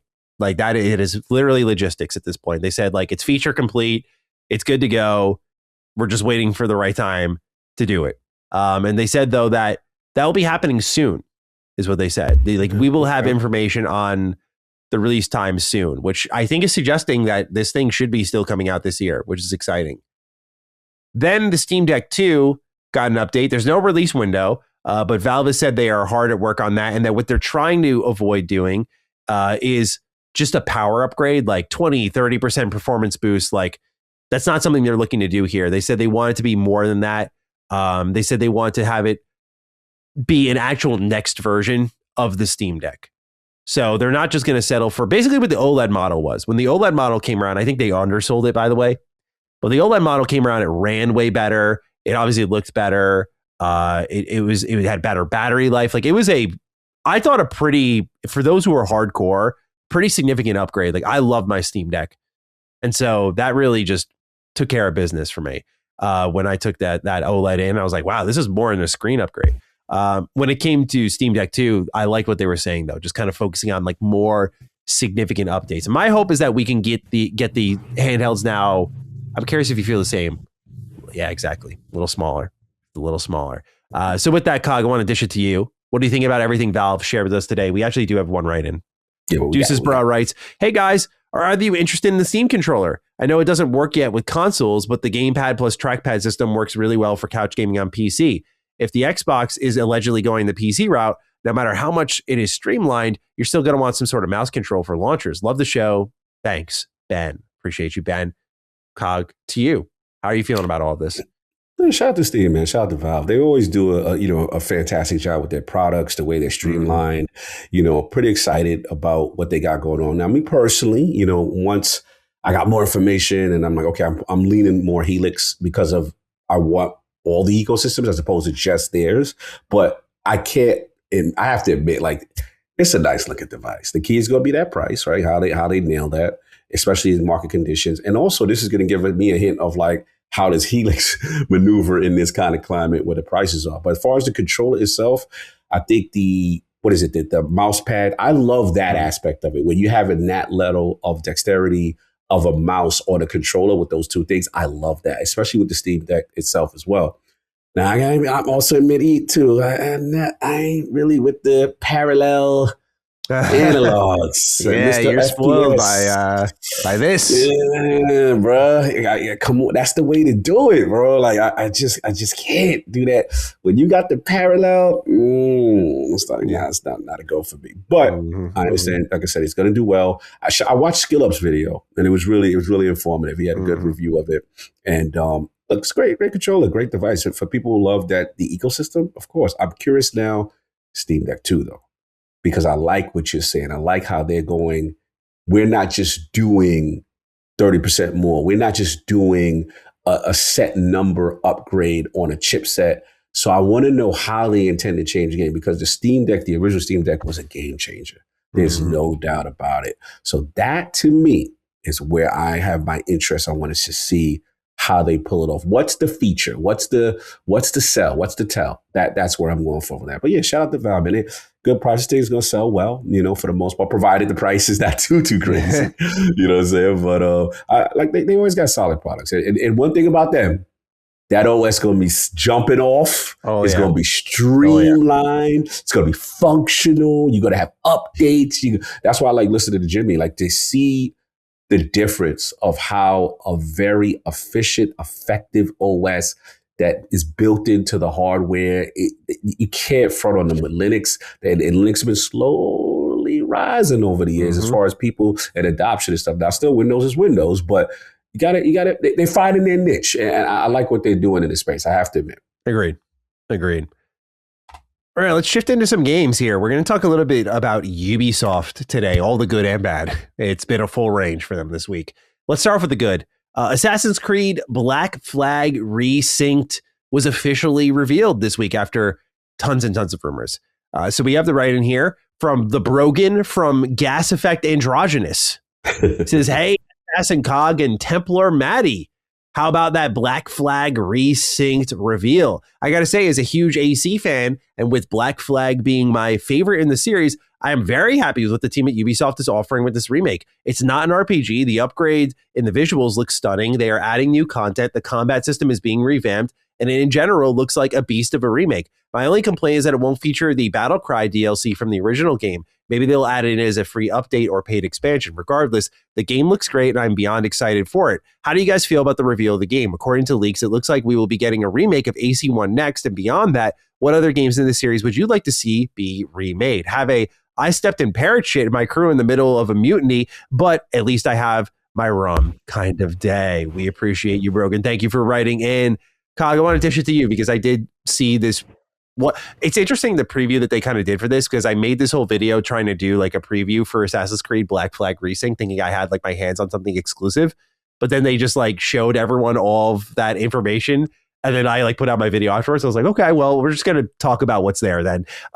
So my thoughts are already out there, but I want to hear from you on sort of what this did for you, because I don't know where like Black Flag really sits for you, but is it a game you love? Did you feel impressed by the remake? Is this something that might bring you back into the fold with Ubisoft? How are we feeling about this remake, Cog? Hit me with it. This is a good question because I never understood you Black Flag dudes at first. Oh, I like a little hot take. Okay.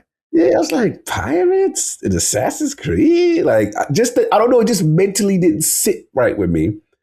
And then I saw it, and don't get me wrong, it looked cool. I'm not talking about this particular review. I'm talking about the original game, right? They were before the remake. I was like, oh, it looked cool, but I'm like, I don't get why people love this game.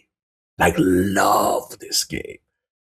So I'm like, all right, let me download this video for the plane. Let me see what's going on with this remake. Addy, I'm not going to hold you.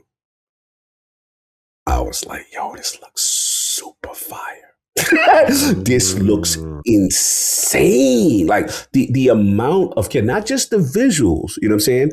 Like the Brogan said, but like the gameplay mechanics, bro. You know what got me? I'm a parry dude. When I see the little sparks in the flint, like giving me like almost Ghost of Tsushima kind of thing, like you put a very time-based parry system that's flashy and hot. I was like, and the combos were crazy. I ain't gonna hold you. The combos was. So I saw that, and they added new content, new story content, some characters. I'm like, yo, I ain't gonna front. I was like, this the Sea of Thieves I want. I was like, this I am not gonna, as a person who came in as a Black Flag hater, like, this that joint they like, okay. Because remember, I'm really not into the newer Assassin's Creed. Just full transparent, right? You know that about me. Like when I saw that in this comment that they're gonna remake AC1, I'm like, oh yeah, let's go, let's get back to the stealth. But I have to admit, this Black Flag remake was a vibe, and I am very interested. But I'm curious, where do you sit with Black Flag? Is it one of your all-timers, like like a lot of people are saying, or you are on the fence on it? Like, where do you sit with this particular entry? I really liked it a lot. You know, I played it on PS3 when it came out. I reviewed it actually at the time, and I really liked it. It was one of the last ones I played before I started to burn out on Assassin's Creed, because after that, Unity I thought was amazing. I loved Unity from day one, but I also got very blessed with the lack of technical issues in my experience, which it's happened to me twice between Jedi Survivor and Unity. I've like really dodged bullets there big time. But yeah, that was a really great time. And then Syndicate's where I really fizzled out. And it's funny, I go back to Syndicate now and I really like that game too. So these older games are great. They had a spirit to them. I saw a lot of people attach themselves to certain parts of Black Flag that I never really like. I don't remember the story super well, but like people really love the story for this game. I thought it was kind of the peak of the Animus sections feeling very redundant and pointless, because you're not quite sure exactly why you're just playing as this dude in first person, because now Desmond's out of the picture. You're like, okay, like what are we doing here exactly? So point being is, I really like the pirate adventure stuff. I didn't really like the Animus or out of the Animus stuff. And I was really keen to see how they were going to remake this thing. And my big fear, Cog, was that they were going to make it an RPG. There were a lot of rumors online, like they might do it. They're flirting with it. They're debating it. When they said during their showcase, they were like, It is just a single player adventure game. I was like, okay, good. You know, I admit, I know now where I stand with Assassin's Creed, but I would totally call myself out and say, like, I was that annoying fan that helped ruin the series, you know, like 100%, because they were trending in the right direction. They were doing a great job. Each mainline entry was awesome in their own ways. People were getting tired, though, because they were playing every single one and they weren't reinventing themselves enough. So Ubisoft's like, all right, cool. Like, we'll reinvent ourselves. We're going to take a year off. And here comes Origins, and it's more of an action RPG. Now, a lot of people love Origins. I did not. But Odyssey, which came out 2 years after that, I did really love. And that's where I was like, yeah, dude, Assassin's Creed with the RPGs. You know, let's keep doing that. Here comes Valhalla. Oh boy. I really liked Valhalla. I did, but it really just, it chips away at you, dude. It does. It just like, I think it's a great game in a lot of ways, but just Valhalla whittles your patience, whittles your time. It's way too big, way too bloated. It is the quintessential bloated video game. Even if it is really successful for Ubisoft, it's not a blueprint they should ever follow again. So then Ubisoft's like, all right, let's go do Mirage. And Mirage, I don't think was really good at all. I was very critical of that game. But at least they're understanding, like, hey, we need to get back to more traditional Assassin's Creed. And I'm glad that game sold over 10 million copies, because hopefully they'll try something like that again. Point being, though, is that they listen to people like me who I liked Assassin's Creed a lot, but I also didn't play every entry. I wouldn't say I was the hardcore fan. You know, so they listen to people like me who are like, I want change. I want something different. And when we got something different, the same problem arose. I'm like, holy shit, these RPGs are burning me out. And it's probably what they should have done was just listen to the fans. And it feels like that's what they did with this remake here.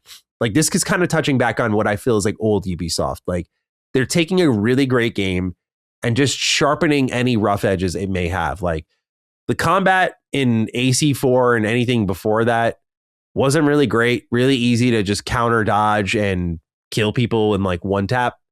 But with this new combat system, it looks really fun. Like shooting the grapple hook into characters and yanking them off of roofs. Like, yeah, that's really sick. good stuff. It goes to things as complex as that, or as simple as, hey, in a tailing mission, when you get caught, the mission doesn't end here. Yes. Awesome. You know, that's great. Bringing back the original talent, making sure a lot of the original people who worked on the first Black Flag, if you want to call it that, are here for its remake. You know, that sort of stuff instills confidence. So they seem to really understand that they had to nail this one. And I feel like they're going to. I feel really good about it. I mean, what I saw, very little, at least for me, to complain about. You know, people were really trying hard to disparage the visuals. They were, I got to be honest, man, I'm not a Ubisoft defender, but I was on Twitter, I was reading, I was like, some of you are really trying. And there's a difference between your reaction, I saw something and I don't like it, and a deliberate attempt to spread misinformation about the game's visuals. As they showed more and more gameplays, people are like, oh, look, it's all cobalt blue. Here's this sunset. Like, they don't even have that in the remake. And Ubisoft's like, yeah, bet. All right, here's a screenshot. There you go. There's your sunset. No, we got time of day. We got dynamic weather too. And look, man, again, I'm not a Ubisoft defender, but like, I'm glad they're out here kind of punching people in the mouth at times. I think some people do need it. I think I'm not like raw company. Like, I'm always for the consumer, but I do feel like there was an attempt to try to make this into something bad. And we'll see when the game comes out if there's anything bad here. But right now, I don't think there was anything hate worthy, but people were really trying to force the point. So even the visuals kind of work for me. Facial animations look fine, but like, I thought the world looked good, really good. Like the lighting, the water looked awesome. So yeah, I mean, I really went in with kind of low expectations because I'm like, Ubisoft hasn't really hit for me. I didn't like the last Assassin's Creed game. I don't know if they got their finger on the pulse, but as we'll get into with their next Assassin's Creed game, I mean, this might be just a one-time thing, but I'm going to enjoy it while it's here. It looks like they're going to nail it with the remake, and so makes me very keen for the AC1 remake, which I think could be interesting. And then what they remake after that, I think you got to go do 2. You know? Yeah. I think that's just the one that people are going to want. Like, in my head, I'm like, go remake 3. Let's see what you do with that. But like 2, I think 2 makes a lot of sense. I agree. All right. With that, Cog, we've got an update here from the Far Cry show director. And as I wrote in our script here, he says the worst things imaginable. The actual worst things. So it starts off fine. You know, Noah Hawley, who's behind hits like Fargo and Alien Earth, says, one thing that really attracted me to the Far Cry franchise is that it's an anthology, and every time they release a new game, it's a totally different story. And that's how I approach Fargo. It was an exciting idea that we could build an anthology game adaptation where each season is a different story about civilized people thrown into situations where you have to become increasingly uncivilized. I don't see a problem here, right? This is fine. Okay. So far, so good. Okay. So let's keep reading. I'm not specifying adapting any of the games that they've put out. I'm saying, much as I did with Cohen's or X-Men or Alien, let me have a dialogue with this franchise because this is what I think a Far Cry story is. We can have a larger conversation about the strengths and weaknesses of adapting video games, specifically because games are built in a way that doesn't make for the best drama.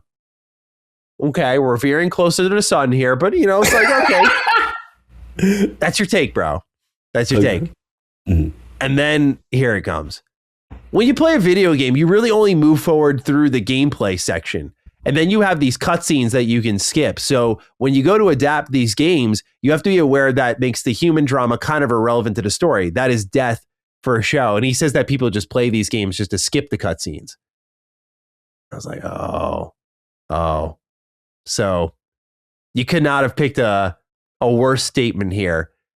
Someone who just, I mean, we've had blatant disregard before about video game stories, and I'm not out here championing Far Cry stories. I think there is a reason to celebrate them, though. Certainly out of all the Ubisoft stories they've done recently, I think Far Cry has put up with 3, 4, and 5, some of the better ones from Ubisoft as a company. But to straight up be like, yeah, and the cutscenes are what get in the way. I'm not saying he's got a one-to-one adapt them, but I'm like, bro, the stories are good. Like Voss is very popular. Like this guy's, I forgot Michael something. I forgot his last name, but his acting career kind of took off because of Far Cry 3. You know, like that was a key moment for him. Far Cry 4 had a great villain. 5, I think, has a really underrated story. It's just the way you progress it. The gameplay got in the way of the great cutscenes. You know, kind of went backwards there, Noah. So, Cog, when you read something like this, what did you think about what the Far Cry show director had to say? Very interesting comment. I'm going to take this as a person who's looking at the data of his games, because I have heard this before, where companies and publishers will look at if these cutscenes and these cinematics are getting skipped. And there are surprising a lot of people who either skip or mute music or mute stuff. Like I know people like that, right? Not a lot of them because they're not close friends that I chastised. You're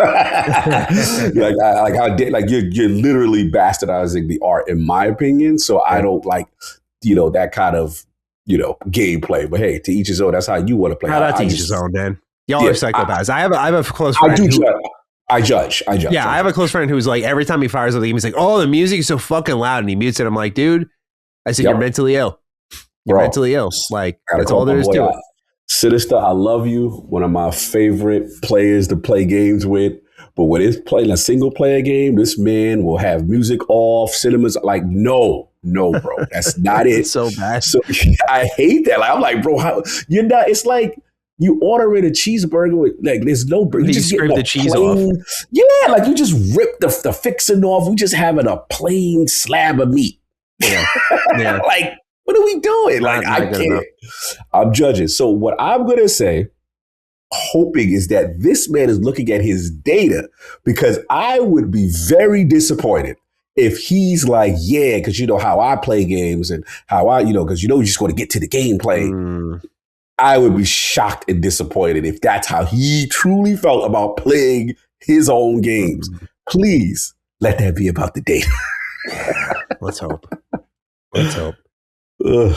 Last bit of news here in the world of Ubisoft, at least, is Assassin's Creed Hexe, which has lost a ton of key staff, and that's never a really good sign. But this report comes from Insider Gaming, who has had their finger on the pulse when it comes to Ubisoft. Here's the write-up. They say approximately 50 developers working on Assassin's Creed Hexe have been taken off the project as the new Assassin's Creed leadership team makes changes. The decision to scale back 50 developers on Assassin's Creed Hexe came last week, just a couple of days after the announcement that an unannounced project named after Altera had also been canceled. It's understood that around 50 developers have been moved from Hexe to Ubisoft's inner project team, which is a home for developers who are not assigned to a project at Ubisoft. According to sources familiar with the matter, members of the inner project team are required to secure a project at Ubisoft within a 3-month period, or they could face redundancy. As first mentioned by ex-Jonathan Jean Gustin, who began overseeing the Assassin's Creed franchise earlier this year, has decided to remove the cat companion feature from Assassin's Creed Hexe. Instead, the game will take a more grounded approach to witchcraft, with the game's protagonist understanding the science of chemicals. For instance, she knows how to make a smoke bomb, which to ordinary citizens makes it look like she can disappear. At the time of writing, Assassin's Creed Hexe is penciled in for a June 2027 release, but sources speculate that the recent decision to scale back 50 developers is an attempt to stay under budget and potentially delay the game to holiday 2027. Several more Assassin's Creed games are in development at Ubisoft, including Black Flag Resynced, a multiplayer game under codename Invictus, and another remake. So, Cog, when you read this, what are our thoughts and feelings on AC Hexe? This is the witchcraft-driven Assassin's Creed game, and I'll just say that the more grounded approach, at least on paper, feels like a missed opportunity. Feel like it should be a little more fantastical, but I'm curious what you think. Yeah, that's what I was thinking too. Because I was like, you're talking Hexe, you're talking witchcraft. You want to kind of embrace the sorcery and like you said, the fantastical nature of it. That to me, it would seem intriguing. Now, granted, like we're talking about, a script on a page, so to speak, as opposed to actually seeing it in implementation. But the more scientific version of that doesn't excite me as much, to be honest with you. I am concerned about, them being, leaving the project, and then that obviously that whole procedure that if you don't have something within a couple of months, that's when redundancy happens. Like that's a real thing. Mm-hmm. They have so many Assassin's Creed projects though, bro. So it's just like, this is what happens when you turn into you're churning in the factory, kind of thing. And I am concerned about them. This was the main thing when they started going through trouble, and one of their first, public facing statements was like, we're going to go back to the essence. We're going to focus on our core franchises. And it was like, I just got more Assassin's Creed out of it. And it's just like, I do worry about, I know that's the moneymaker. I know, that's what you do, but it's just like, I just don't like Ubisoft forced to be in this pocket, because that to me puts them in a scary territory where it's just like, they're not the same. The Ubisoft that I liked would take different risks, different IPs, try different genres. And this is when they became formulaic Ubisoft, which I really didn't like. So I'm pulling for them, but yeah, this don't sound too great to me. I don't know how you feeling about it. No, it never sounds great when you lose 50 people on your team. It also just, again, creatively doesn't sound great to be walking more in a scientific direction to me than like the kind of witchcraft, magical stuff. The illusion of magic to these people. So just the people around you are crazy rather than like someone who can actually use witchcraft. I'll play it and see for myself because this did sound like, out of everything on the Assassin's Creed roadmap, one of the most interesting things. It does continue to get delayed as well, which is a bit disappointing, but also Ubisoft has been moving a little bit differently since the top of this year by creating all those different creative houses and trying to organize things that way. And I know AC Black Flag Resynced was already in development, but that did get a delay to sort of give it some time to polish. And I feel like when you look at that showcase, that looked really good. So, again, with Hexe, I'll give it the benefit of the doubt for now, but it definitely doesn't look super encouraging when you see like they lost their gameplay director. I think they lost the project or creative director. Like they've moved staff a lot on that project. And that's a lot, dude. Like, it's one thing to lose like a director or a creative director. Like, it's one thing to lose these positions. It's another thing to lose that, cycle them in, cycle in new members of the team, cycle out 50 developers. Like, you're now down manpower. This changes your entire way you're scheduling out the project, the milestones you want to hit. Like, it just radically shifts things. So this project, I hope you just don't feel all of that tension when we finally get to play it. But definitely not good news. Definitely. No, I agree. And last thing I want to say, as you just spark something as far as like witchcraft and the culture, just like there's so much fun, cool things you can do. It's like, in that time, witches get burned by the stakes. Like they better have that double toil and trouble. I want to see that. What I'm saying? I want pots and brew. Like that's the era I'm looking. So I hope I'm pulling for them, man, because I think it could be done. Just hopefully they're able to execute and have enough people on the project to finish it. I agree. All right, this next news is a bit of a bummer. RPG developer Spiders is shutting down, as reported by French outlet Origami. We have the write in here from Tom Sweeney. It says, "Hello, Dukes, and welcome back, Maddie." Thank you. He says, "I have some unfortunate news to report. Spiders, the developers of Greedfall, have shut down due to the poor sales of Greedfall 2. There's actually another layer to this, Tom, that I'll fill you in on. While never making the greatest games, they did have a charm that we missed. So, Dukes, what are your thoughts? Maddie, did you end up playing Greedfall 2? Anyway, have a great day, and hashtag eating a hot dog, then pooping it out due to rough diarrhea an hour later." Jeez, dude, thank you. I didn't even fucking see this in the initial copy and paste. Okay. What the fuck is going on, guys? I know that's not the worst of it. I know we got another crazy write-in name at some point in this show, if I remember correctly. But nonetheless, Tom, thank you. Appreciate you. So beyond Greedfall 2 not doing well, the other thing that really hurt Spiders as the developer was their publisher Nacon filed for insolvency, which means they basically owed money and had no money to pay.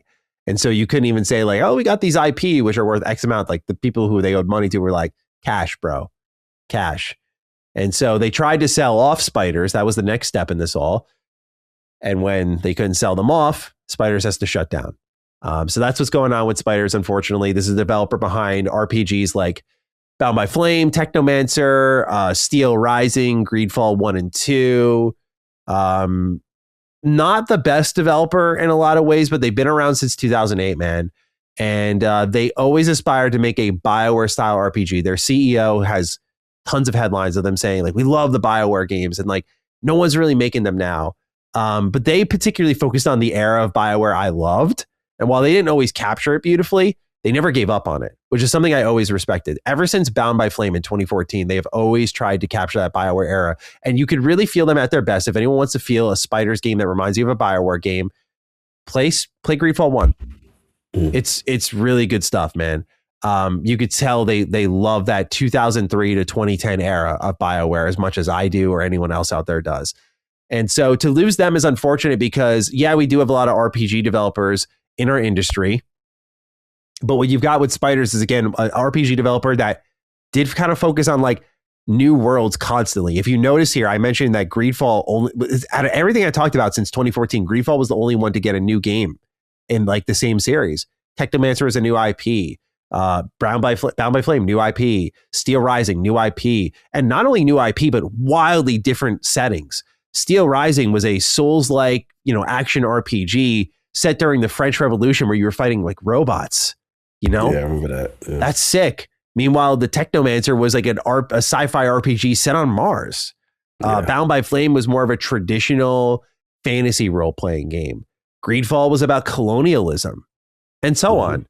So these had completely different settings, characters, approaches. Like they really switched it up, man. They did capture that vibe the same way that BioWare was like, here's KOTOR, like a Star Wars game. Here's Mass Effect, a sci-fi third-person shooter. Here's Dragon Age, like a really gritty, at least with Origins, gritty, dark fantasy RPG. Here's Jade Empire, this steampunk Chinese action RPG, and so on.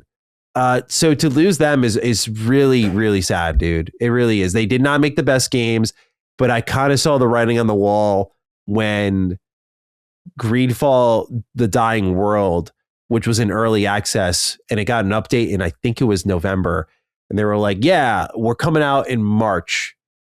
And everyone who played the recent update for Greedfall was like, it made progress, but it's not ready for launch in 4 months. And I was like, well, probably because they're forcing it out. Why would they be forcing it out? Filed for insolvency. You're like, oh, they need money. So this game needs to save the day, and it barely has any oxygen online because it's not ready to release, and it's just been kind of tinkering in early access. I'm not saying it's all on the publisher because, in fairness, Greedfall did come out in 2019. This is their latest game, and it's 2026, and it was still in early access up until a few months ago. So, wow, there were clearly problems on both ends. But man, it's a shitty loss, and I hope that team can stick together, reform under a new name. But again, for RPG fans out there, I'm thinking of Carrick. Carrick put me on to Spiders. Yeah. And he's the one, like, dude, we've lost some really good Euro jank RPG developers. Piranha Bytes is gone too. Yes. Like, it's cool to see the rise of other European RPG developers. Of course, I think of like Warhorse. It's great to see Mass Effect style RPGs in Exodus and in what Alcat is doing with Expanse. Like, we're still getting them, but it's so sad to see those who are on the front line of that are just not around anymore. And it doesn't even seem to be because of their games or how they budgeted them. It seems to be because of like THQ was like going under and they were shutting down everybody. It's like, yeah, no more Helix. It's like, I get it. It wasn't the best selling game.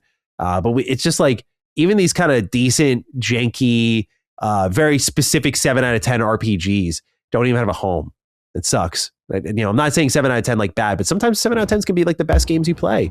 Hell yeah. It's kind of what Greedfall was doing for me. Like, it just hit a particular era and style of writing and delivery and choices and combat where I'm like, yeah, like a little rough around the edges, but dude, this just hits that part of my brain that since when did KOTOR come out? I was 8 years old. That has just worked for Maddie. That is how I like games. And fuck yeah, give me more of this. And so I always like to pay attention to what Spiders was doing. So just a shame to see them go down. But Cog, want to kick this over to you. I don't know if you're a fan of Spiders, if you've played their games at all, but what do you think about them shutting down? This is sad. This is sad because you said it beautifully. It's a developer who makes a very, very, very unique experiences and perspectives, and also in that AA and AAA space. And what I don't like is that this level of creativity now and these styles of games and these unique settings and things like that they're not conducive to winning in this type of environment unless they have this set amount of sales. And then obviously you say the thing about the Nacon thing, and that troubles me, with the solvency. And, I think they were behind the RoboCop. I think they're publishing on that, I believe, if that's the same Nacon. But yeah, this is tough. This is tough, man, because I like developers like this. That's what draws me more to AA to triple, outside of just the AAA all the time. I want people to take risks and do something different. That draws me to the IP.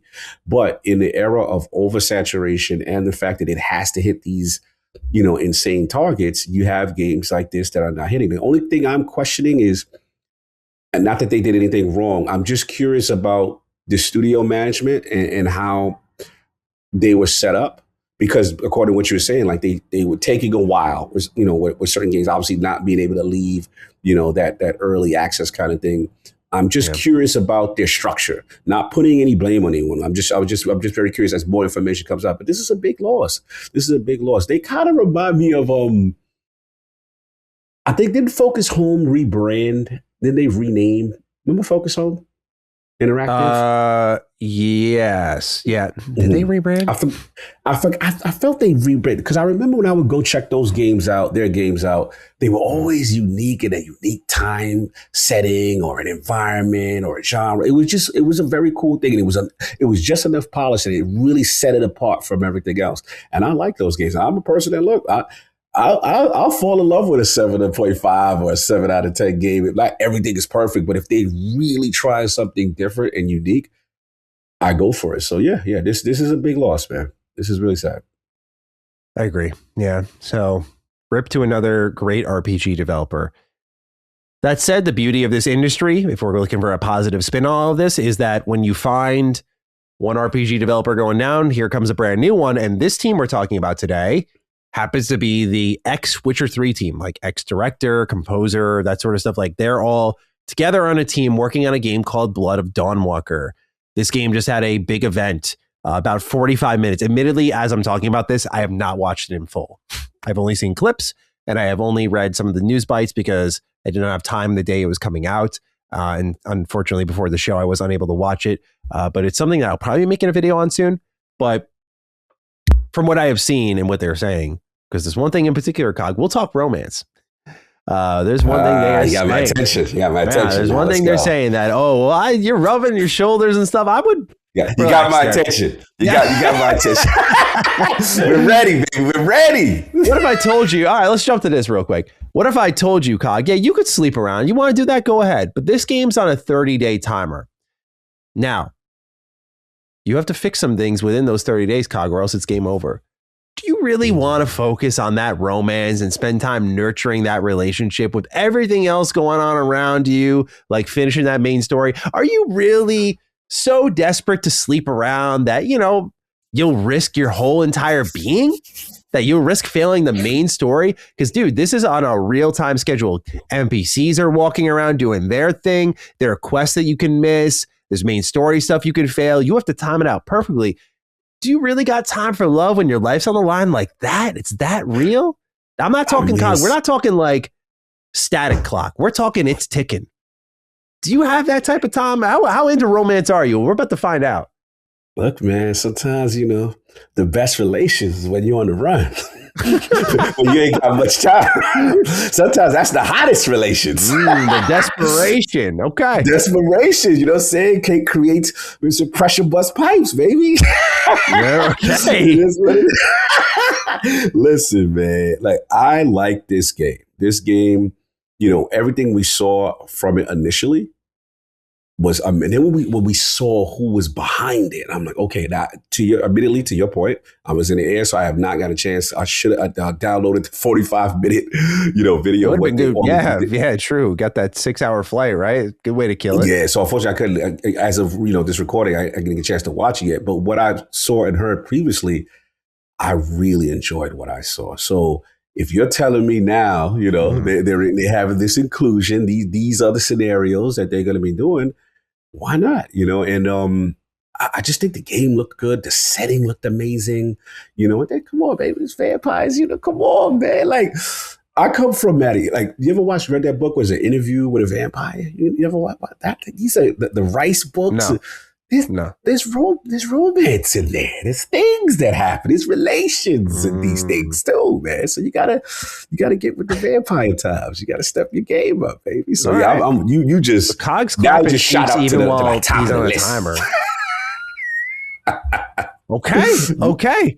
Perfect. Well, Cog, your time to clap cheeks while on the run will come on September 3rd this year. So this is an early September video game. It's going for $70. And the description is, you play as Cohen, a young man turned into a Dawnwalker, forever treading the line between the world of day and the realm of night.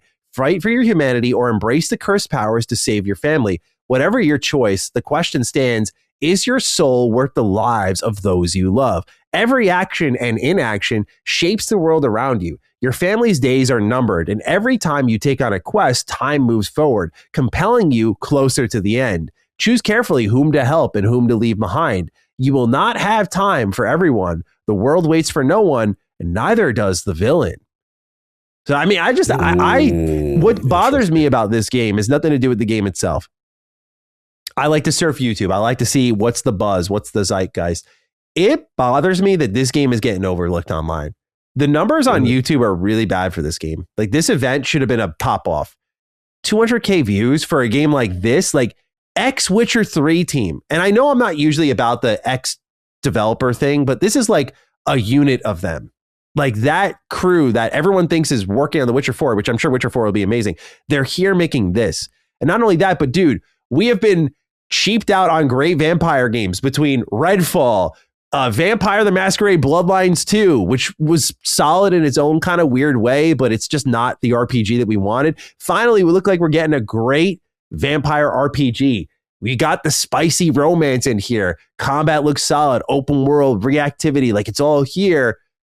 But yet, Cog, I don't see the noise being made online. I'm not seeing the energy online for this one. And like the release date's perfect. They're like, here's a 45-minute event, and we'll see you in 4 months. And people are just cricketing out there. What's their release date? So I'm going to try to do my part this week and see if we can get some noise going. But I've been trying to reach out to their team, Cog, as part of what we talked about, right? I'm trying to just reach out to these teams a little bit more, right? Just get the face involved and be like, hey, man. So when before they even did this event and everything, I was reached out and said like, hey, from what I've seen in your game so far, it's up my alley. Whatever you need, like I want to get hands on with this. Oh, yeah. So, Cog, we might have to get in there and do something about this. We might need to create some noise here because I agree. I feel like this looks like it has too much potential to be pulling the type of viewership it is. I'm like, Exodus is doing really well. We got games like Expanse doing really well. this should be right in the mix, man. Like, should be I one of the agree. big RPGs. So, I mean, I know Fable's coming out this year potentially, so it's got some competition. Don't get me wrong, but Vampire RPG looking this good. Yeah, it looks good, bro. I agree. You It know? needs to be more of a spotlight on it. It looks too good. It is surprised me. Like I'm the same way. Like when I love something, I'm gonna signal boost because I feel like they deserve it and I've everything gotten that's to that shown. point. You know, Yeah. I'm right there with. I think I kind of inherited that from you. Just that sort of. I guess it's the recognition that it's really easy for me to celebrate things I love. It's really easy for me to also pop off about the things I don't love. But what I haven't really put into my tool belt is like some games need that nudge. You see it with indies all the time. They need that one creator who plays it and just puts it on the map, right? Not that I would be that guy. I'm not fooled myself that my platform is that big or that relevant. No, come on, you Mr. Matty plays now. Come No. on, Come on now. I mean, dude, if you look at my numbers this month, I'm just saying, like Mr. Matty comes and goes. Is my point. Like I have some months where I am unavoidable, but most times y'all can like kind of get me to the side. I'm just saying though that I want to help. There are games that I feel like you're not shilling out by helping, although the internet will tell you like that. But like when I say help, I just mean like, hey, let me do my job, which is like in this case, like I want to go hands-on. Can you please consider me for this? Because I feel like my audience would really love this. And I just want to be able to like put this on display for them. Yes. So, bro, just being a little more eager with that stuff. I'm with you. I think it's nothing wrong with that. I think we have to, as gamers, this is just my personal take. Like, I don't mind signal boosting good behavior or creativity that I want celebrated, that I want to see more. So many times we sit there and be like, oh, look at these guys, rinse and repeat, catching a wave, same old thing, right? Mm-hmm. And then when someone does something different and cool and it's unique, and no one's talking about it, it drives me crazy. I'm like, yo, you guys got to, check this thing out right here, man. It's not getting enough buzz. So I'm with it, man. I love when companies really get into a good pocket and they really make something creative and it looks good. And I'm just like, hey, man, I think you guys got something really special. And I love to talk about it or sit down with you guys or signal boost in any way, because to me, it's super important that these games get love, in my opinion. Completely. So shout out to Blood of Dawnwalker. I'm excited to watch the full presentation, but from everything I've seen thus far, they've also listened to feedback really well. Combat didn't look that great. Camera didn't look that great at first, but they did refine it a lot. And it looks like it's getting much better, which is also awesome to see. Nice. All right, this next one, Cog, is our last bit of news before we get into what we are playing. Alien Isolation 2 got a teaser. This is like news, but also not news. We knew that Creative Assembly was working on a new Alien Isolation game, but now we have a teaser trailer.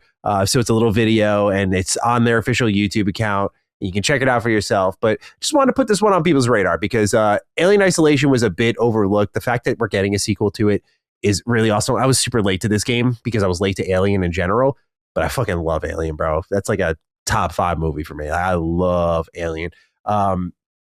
So I'm really excited to play a new one with like today's technology, with today's AI as well. Like just the way that you can get stalked by this thing and shit. Like I think it's going to be awesome. So I cannot wait for Alien Isolation 2. And with that, Cog, I just wanted to shoot to you. Any thoughts on this new teaser? Hell yes. Double. Man, I'm super, super excited to see this come back, man. It was such a unique take, right? On just like the alien and that true vulnerability in that time frame, as well as, they had the droids, they had everything. The aesthetic was perfect. Oh man, that game, it was one of the pleasant surprises, and you had to hide. You felt the fear, the tension. Yeah. So, it's good to see. Absolutely. All right, Cog. With that, let's move into what games we are playing. We both have pretty loaded lineups here, dude. So let's hear from you first. Yeah, so still full disclosure.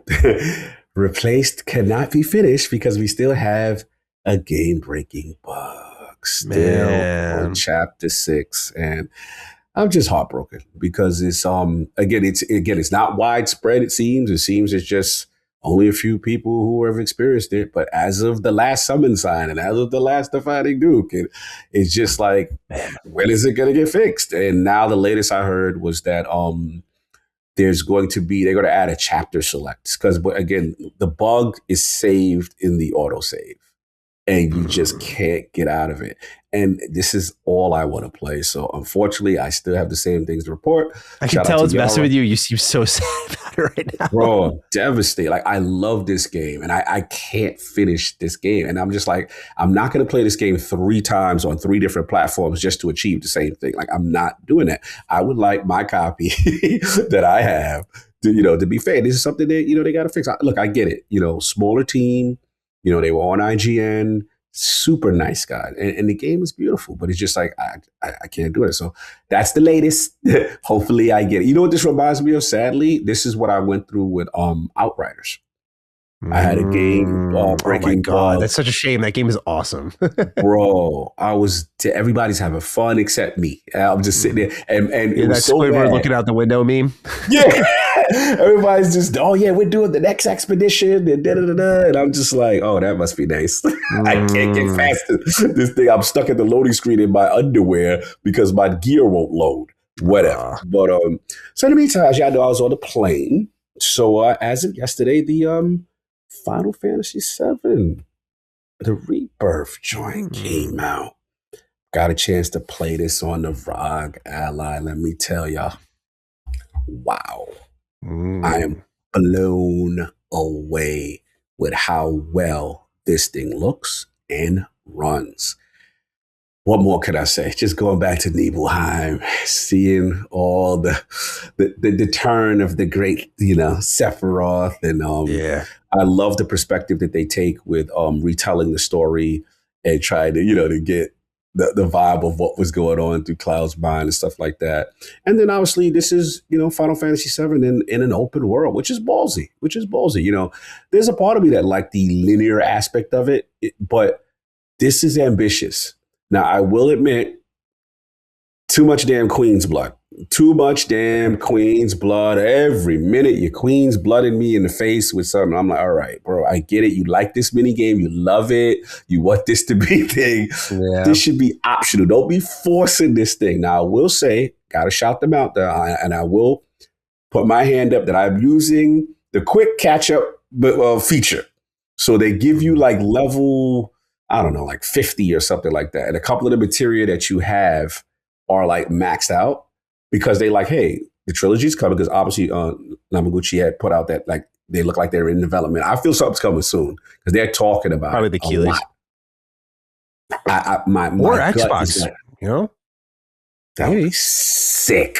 Maybe that would be sick. Yeah, baby. So I feel they're ready to talk 3, and that's why part 1 and part 2 has this mechanic. And I like it for a person who, first of all, I already beat the first one and I used it. So I was just doing it again just to get refreshed with the story. Now, with Rebirth, I'm going to utilize it because I'm like, this is a huge game. I need that time condensed, and I want to get to and I will say, the way it works though, Maddie, you start off at a strong delta in the beginning of the game. Yeah. But once you get to mid and level, the game starts to catch up a little bit. You're still stronger, but it's less oppressive. And I like it as a catch up for something that is a known trilogy is going to come out, so that all platforms are in alignment at the same time. It would be unfair to switch at Xbox guys that they got to go through the whole thing, in that way. And from my understanding, they do offer this now on PlayStation as well. So I believe it's not exclusive to it, but man, it feels so good to be rewarded, to play my baby on the platform, get my achievements. So the demo's out, it runs amazing. And then I talk about the second game. Shout out to, was it Coco Cucumber? Oh, yeah. Yeah. Bro, where was I that I did not know about Echo Generations? Oh, yeah.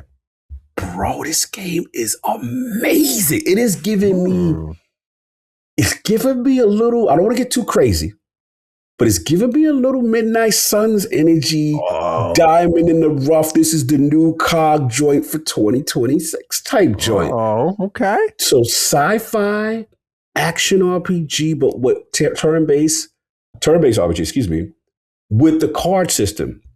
But I gotta admit, these cards are even a little bit more expressive and more engaging than Midnight Suns. Now, I still feel Midnight Suns as a total turn-based, if you take their entire turn-based gameplay, I still think it is superior with the implementation of the cards. I would say like Midnight Suns, Demio, they're still probably up there. If you look at just their turn-based, the whole mechanics, all of the mechanics, right? But this pure base thing that they got going on in Echo Generations is amazing. And here's the kicker. These bosses and these enemies, they're challenging. This is where they're superior. Like, these are difficult encounters.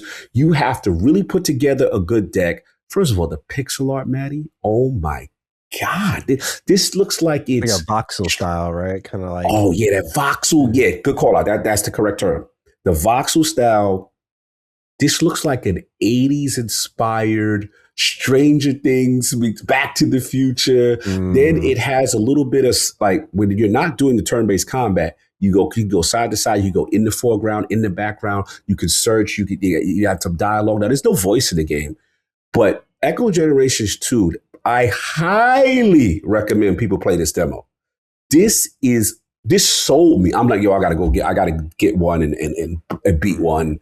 Like, this game, I did watch your guys' preview with the interview with the developers, and it looked good. It looked good.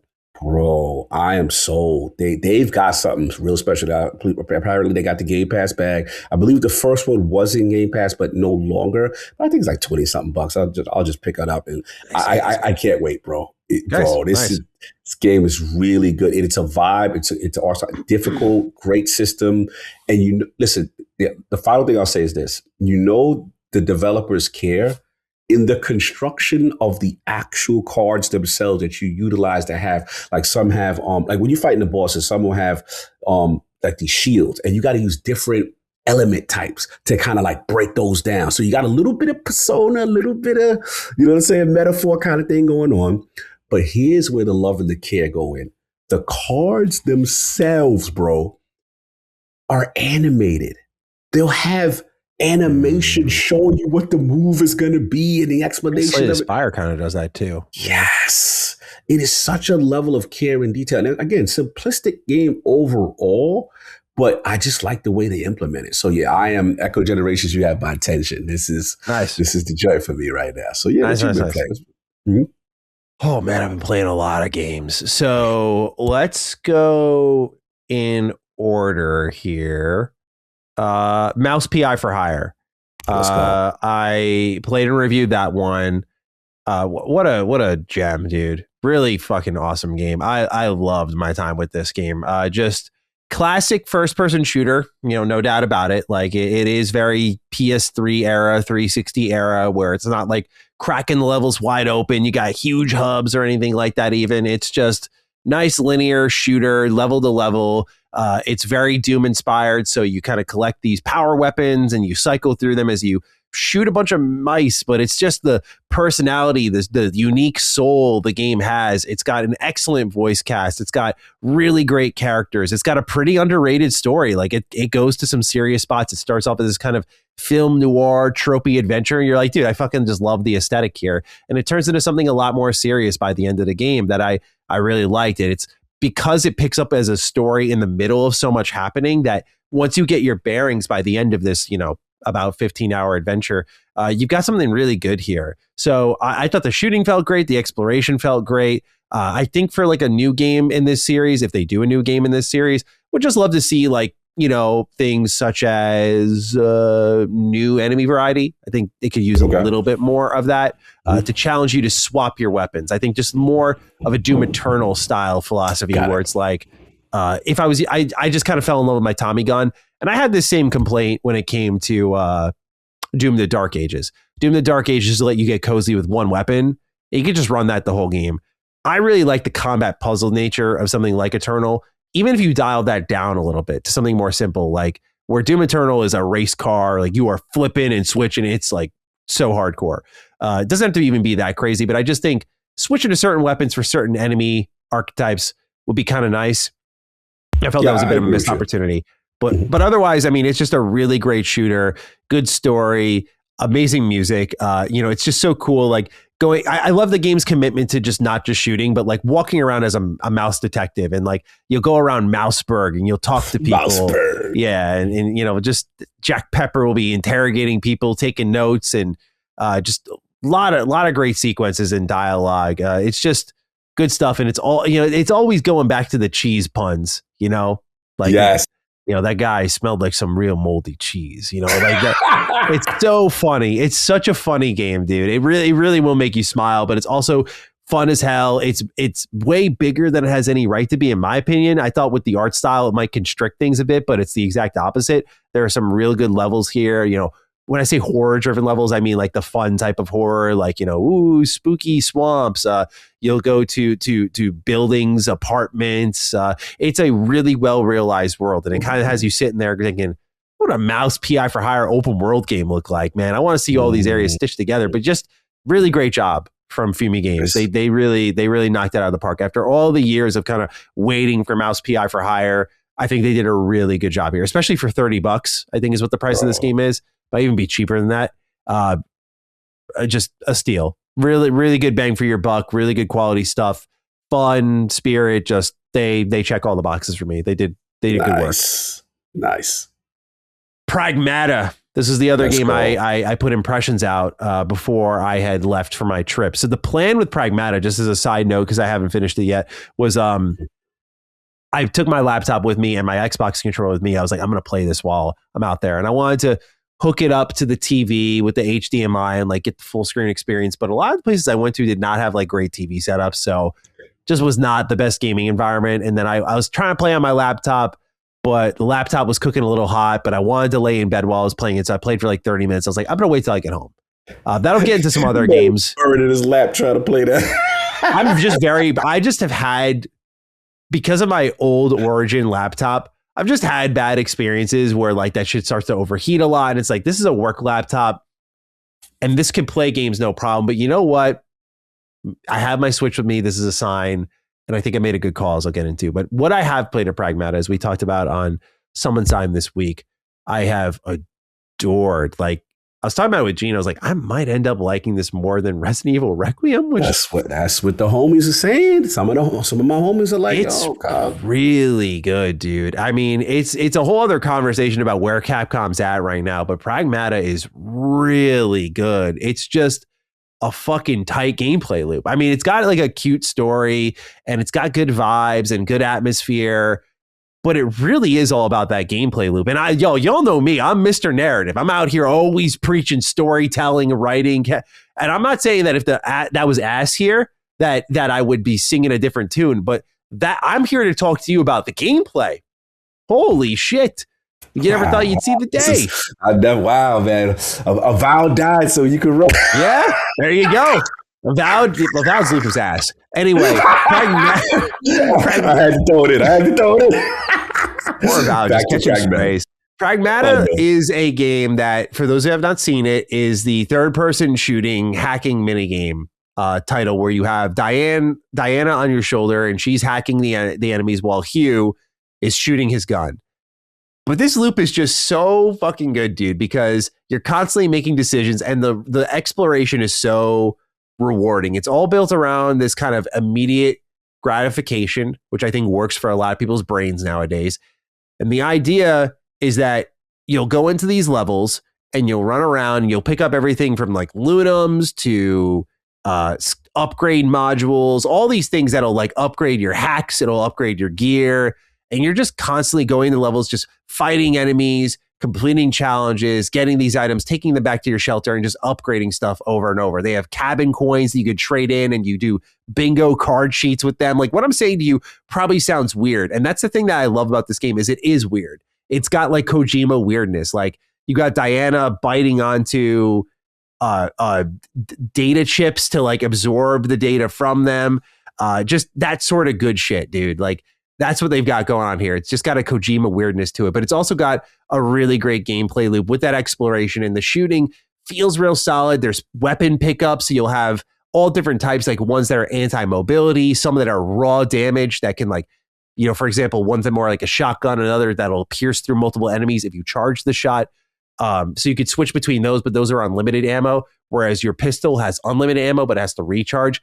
And so when you aim at an enemy, it'll bring up like a hacking mini game. And so as they're kind of marching to you, you're like looking at the nodes, kind of pressing the face buttons to move around the entire like hacking terminal. And as you're hitting these different nodes, like to do damage or to activate some of your hacks, like decoding an enemy will lower their defense, or multi-hack, if you hit that, it'll hack everyone in the area. When you complete a hack successfully, this opens up their weak points. So then you'll see like a space in their head open up, or their chest or their shoulder, and you'll aim there and you'll do a lot more damage. And that is the loop that just keeps on giving. It's just really tight third-person shooting with great hacking, great decision-making, and it's just endlessly compelling. I've been thinking about it ever since I started it, and it is definitely on route to be like one of my top games of the year. It's so funny. When we talked about on Summon Sign at the end of last year, like, what are your most anticipated games? And I put Pragmata in my top 5. I was thinking like, yeah, dude, the shooting looks cool. I like the hacking. Like, it just seems different, but it's so much better in every regard than I could have ever imagined. So they did a great job with this game, man. It just solidifies Capcom is on some type of stretch where even a game like this, which was clearly in development hell, number one, you can't even feel it was in development hell. But number two is that they can just do anything right now. This is a brand new IP, and they've just completely salvaged it during development hell and made it into a game that's arguably better than an incredible Resident Evil game with so much like legacy and fan service in it.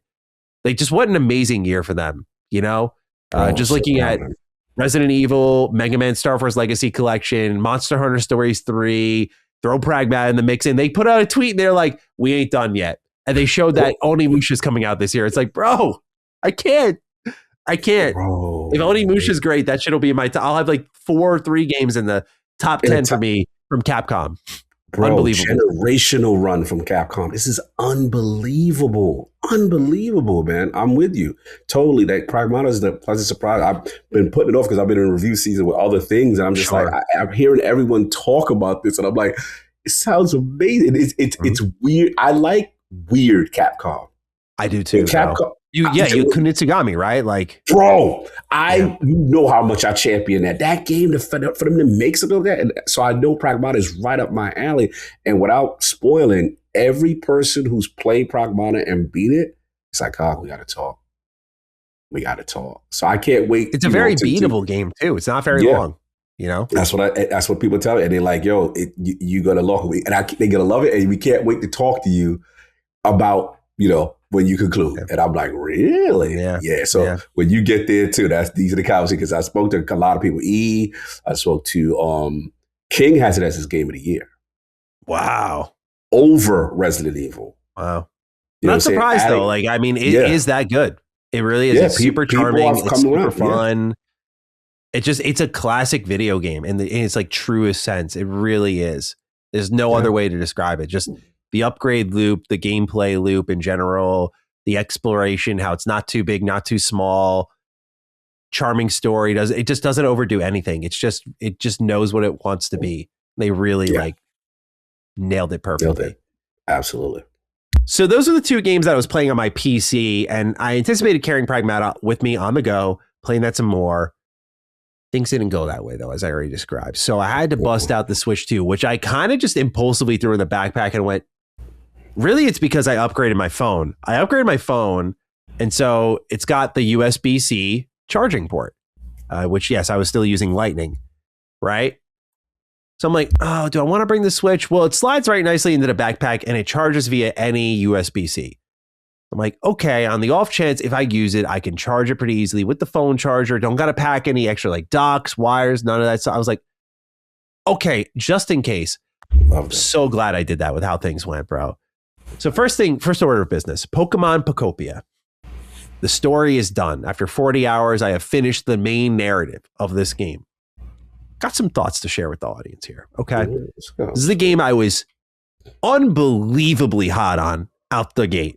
Like saying like, this might be the truth. Like 100+ hours, here we go. I was talking all types of strong shit about this game. Like, here we go, 100 hours. I was also saying like, dude, I think this might be the game that finally fills that void for Dragon Quest Builders 2. Now, after finishing the story, I will say this. The story is really awesome. Really good. Like, the ending kind of gets you a little welled up, I think. It's very good. Definitely one of the better Pokemon stories we've gotten in a while. I love this game, man. I will also say, though, its end game is a little underwhelming. I was a little, I cannot lie. You know, when you're playing a game and you are cog in love. Yes. And you do hit that credits and then you do see what comes after and you feel the switch in your brain. Just move a little bit. And you're like, Suddenly I found myself tabbing through my Switch library and I'm like, oh no, not after 40 hours. I had 60 more to go. Here's the thing.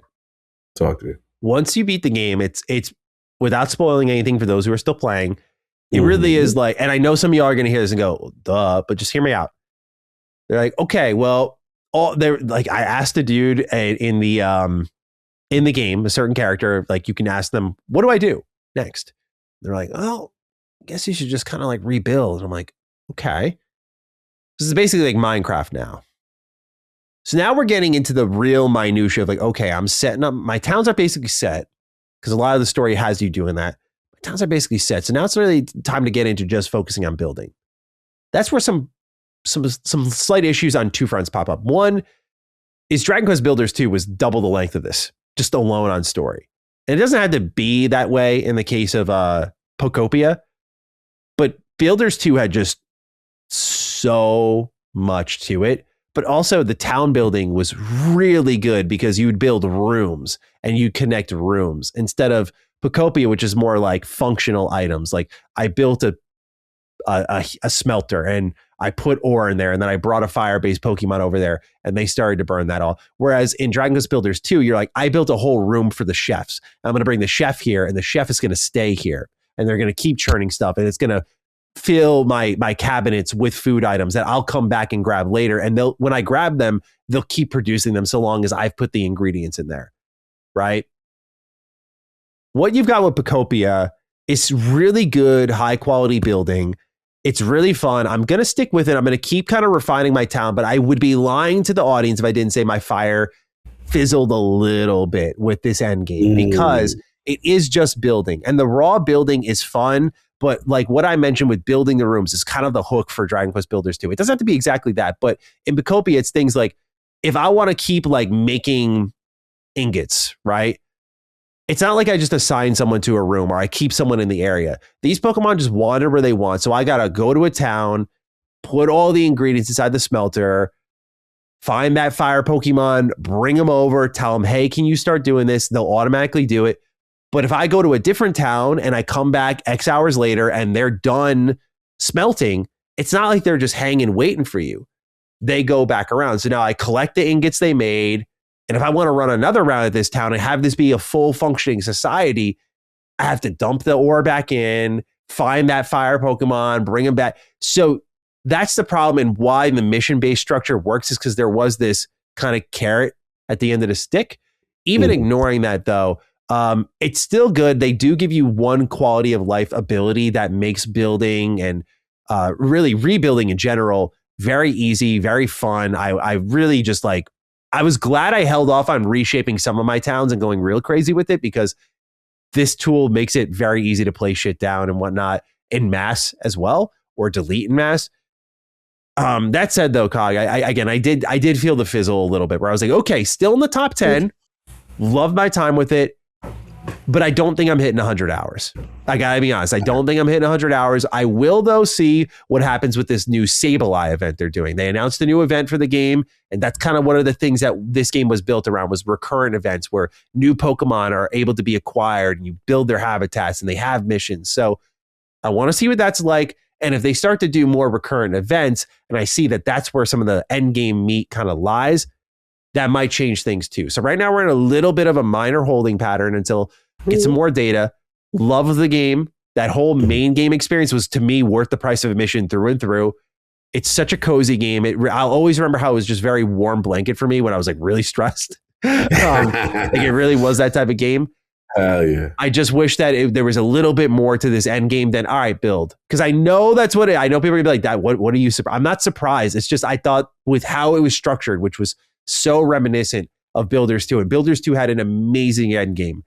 Thought there might be a little bit more in the tank here when it came to, and here's what you're working to next. Technically, the idea is it's a Pokemon game. Fill out your Pokedex, build all the habitats, get them all together. And there is a, quote, end game reward in that. And I guess that's where the Pokemon fan in me starts to speak out a little bit and say, outside of Legends Arceus, I never found myself to be a big, like, eagerly filling out the Pokedex guy. Was never that person. So it might work for the standard Pokemon fan though. But all in all, Pokopia is great. Definitely one of the best Pokemon games we've gotten in a long while. And I loved every second of it. We'll cautiously approach this end game, and I will report in, ladies and gentlemen. I respect it. I respect the update. With that, Cog, because Pocopia's end game was a little underwhelming for me. Start to look around that Switch library, right? Now, I beat Pokopia in my hotel room when I was in Bend. And like, what's next? Like, let me go to bed. I'm getting a little too eager. I got to play more of this end game. So I get on the flight. We're flying from Bend to LA. I think it's about a 2-hour flight. Play an hour of Pokopia. I'm like, okay, I think this might be the rhythm. Like, okay, an hour of Pokopia. Let's do something else. So I open up the library. Like I said, I'm going around. I'm just like, man, what am I doing? Like, should I really switch games? Like, it's that internal war that's happening. I was like, I need to find the right one. I'm on the plane. What am I looking at here? I look at TMNT Splintered Fate. I'm like, that does look pretty nice. But then I remember, I didn't download the DLC yet. I was like, no, I can't do that. But that would have been perfect right now. So I'm like, And mind you, I didn't bring any extra Switch cartridges because I wasn't even sure I was going to use this thing. Got it. And I don't have many games installed. I'm like, I have some OG Final Fantasies. I got FF4 here. I'm like, that could be a play. Mm-hmm. Then I see a little visual novel sitting there, Cog. Uh-oh. I see Paranormosite, The 7 Mysteries of Hanjo. I'm like, I raved about you in 2023. I then dropped you because I was a little bitch. This game scared the fuck out of me, dude. I was like, I'm going to be very honest with the audience. I'm like, you know what? Keep it real about it. Let's keep it real. I was like, you know what? I'm on an airplane. I'm nice and safe. There's people around here. Bro. Yo, not to cut you. Go ahead. We gonna call that a game life hack. I did that with Still Wakes the Deep. I did that with a little Resident Evil. I did like anything that make me uncomfortable. I want to play. No, I want to play. Yeah, I'm surrounded by people. Here. Like, there's the social pressure of like, I can't jump. Like, people think I'm weird, but also like, I'm in such a public area.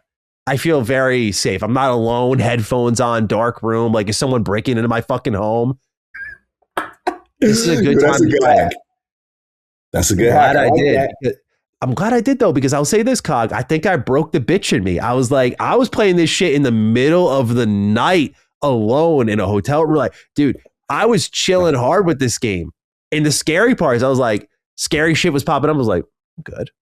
I'm moving strong right now, dude. So something happened on that flight. He's strong out here. Anyway, Paranormosite got fired up, played for an hour, and basically what I did was I replayed. I skimmed through parts, but I replayed what I had missed because this game has like a flow chart and you can go back or I should say what I missed, what I had already played, because I had to catch myself up. So that hour was productive, and I was like, okay, I remember everything, and the game just still has a sauce to it, you know? I was like, oh man, this is like, all right, I'm starting to fall back in love. And the main reason this pulled me back in is because Paranormosite, The Mermaid's Curse came out this year. And this was announced at a Switch event that everyone was bitching and moaning about. But I was sitting there going, my God, they did another one of these games. I was like, but they opened the show with this game too. I was like, holy shit, dude, a new Paranormosite game? Are you kidding me? Just because, again, even though I didn't finish the first one, I was like, really? Like, Square Enix did another one of these? So I felt motivated to check it back out. And this story is great, man. Okay, I talked about this on Summon Sign, so I'll try to keep it a little more condensed here. Talk to me. I'm a very particular visual novel fan, right? As in, I'm not Mr., hand me a book and I'm going to read it. Visual novels need to remember they're a game still. That is my belief. So Danganronpa, as I try to put Cog on it, I'm like, because it's still a game, Mm-hmm. Virtuous Last Reward is my favorite Zero Escape game, but Zero Escape, you have escape room puzzles. It's gameplay. In between all of the story that is, by the way, in all these cases, excellent. But if you hand me something like I always dog on this game, Slay the Princess, which I tried excitedly, and it's just dialogue. I know it's in the fucking genre name. It's a visual novel. But again, these are video games. If I wanted to read a book, it's right here. I got books. I want to play games that are also kind of books. I feel it. I respect it. Paranormal Sight gets the mission. It's just enough of a video game with the way it's kind of like an adventure game. You move the cursor around the screen, you investigate parts of the scene, but it's also a first person game, but not just first person walking around, Cog. You're locked in place. This works really well because there's parts where it'll be like, okay, we're going to inspect the former Yasuda Gardens, right? Someone got murdered here. The music cuts, it's dead silent. They're like, go ahead, look for evidence. And you're just rotating like this, bro. And what this game likes to do is like, someone will be like, yo, and their hand will start shaking like that. Like, and they will be like something, and they won't even finish the sentence. And you'll have to like turn around slowly and just look, and someone will be right in your face. What's up? Oh, dude, it gets me every time. It's so good though. But this game just is so good at creating tension and kind of filtering into its gameplay where it knows what makes you safe and not safe. And it's so funny because there's a part in the game where it's during the daytime. Bro, you're safe. You're doing just fine, baby. Don't worry about it. But when the lights go out, it's up. Oh boy. So without getting into any spoilers at all, the story is basically that there is this thing called the Resurrection Rite. It's connected these 7 mysteries in a place called Hanjo, as the name would suggest. And all these different characters are looking into the Resurrection Rite for a particular reason. It's a game about letting go of personal grief. But the kind of adventure it takes you on, where it's like a police investigation and also so much more beyond that, and sort of a personal tale of loss and also gain. And it gets in these really dark themes that I don't even want to name because I think that's part of the beauty of discovering it. But it's a really great story. But it also has these, if anyone's played Doki Doki Shinichiro Club, I am not a huge fan of this game. Man, that's they're going to come for you with that. I know, but I'm not ride for that one. Well, this game did influence Paranormal Sight, but I also think Doki Doki.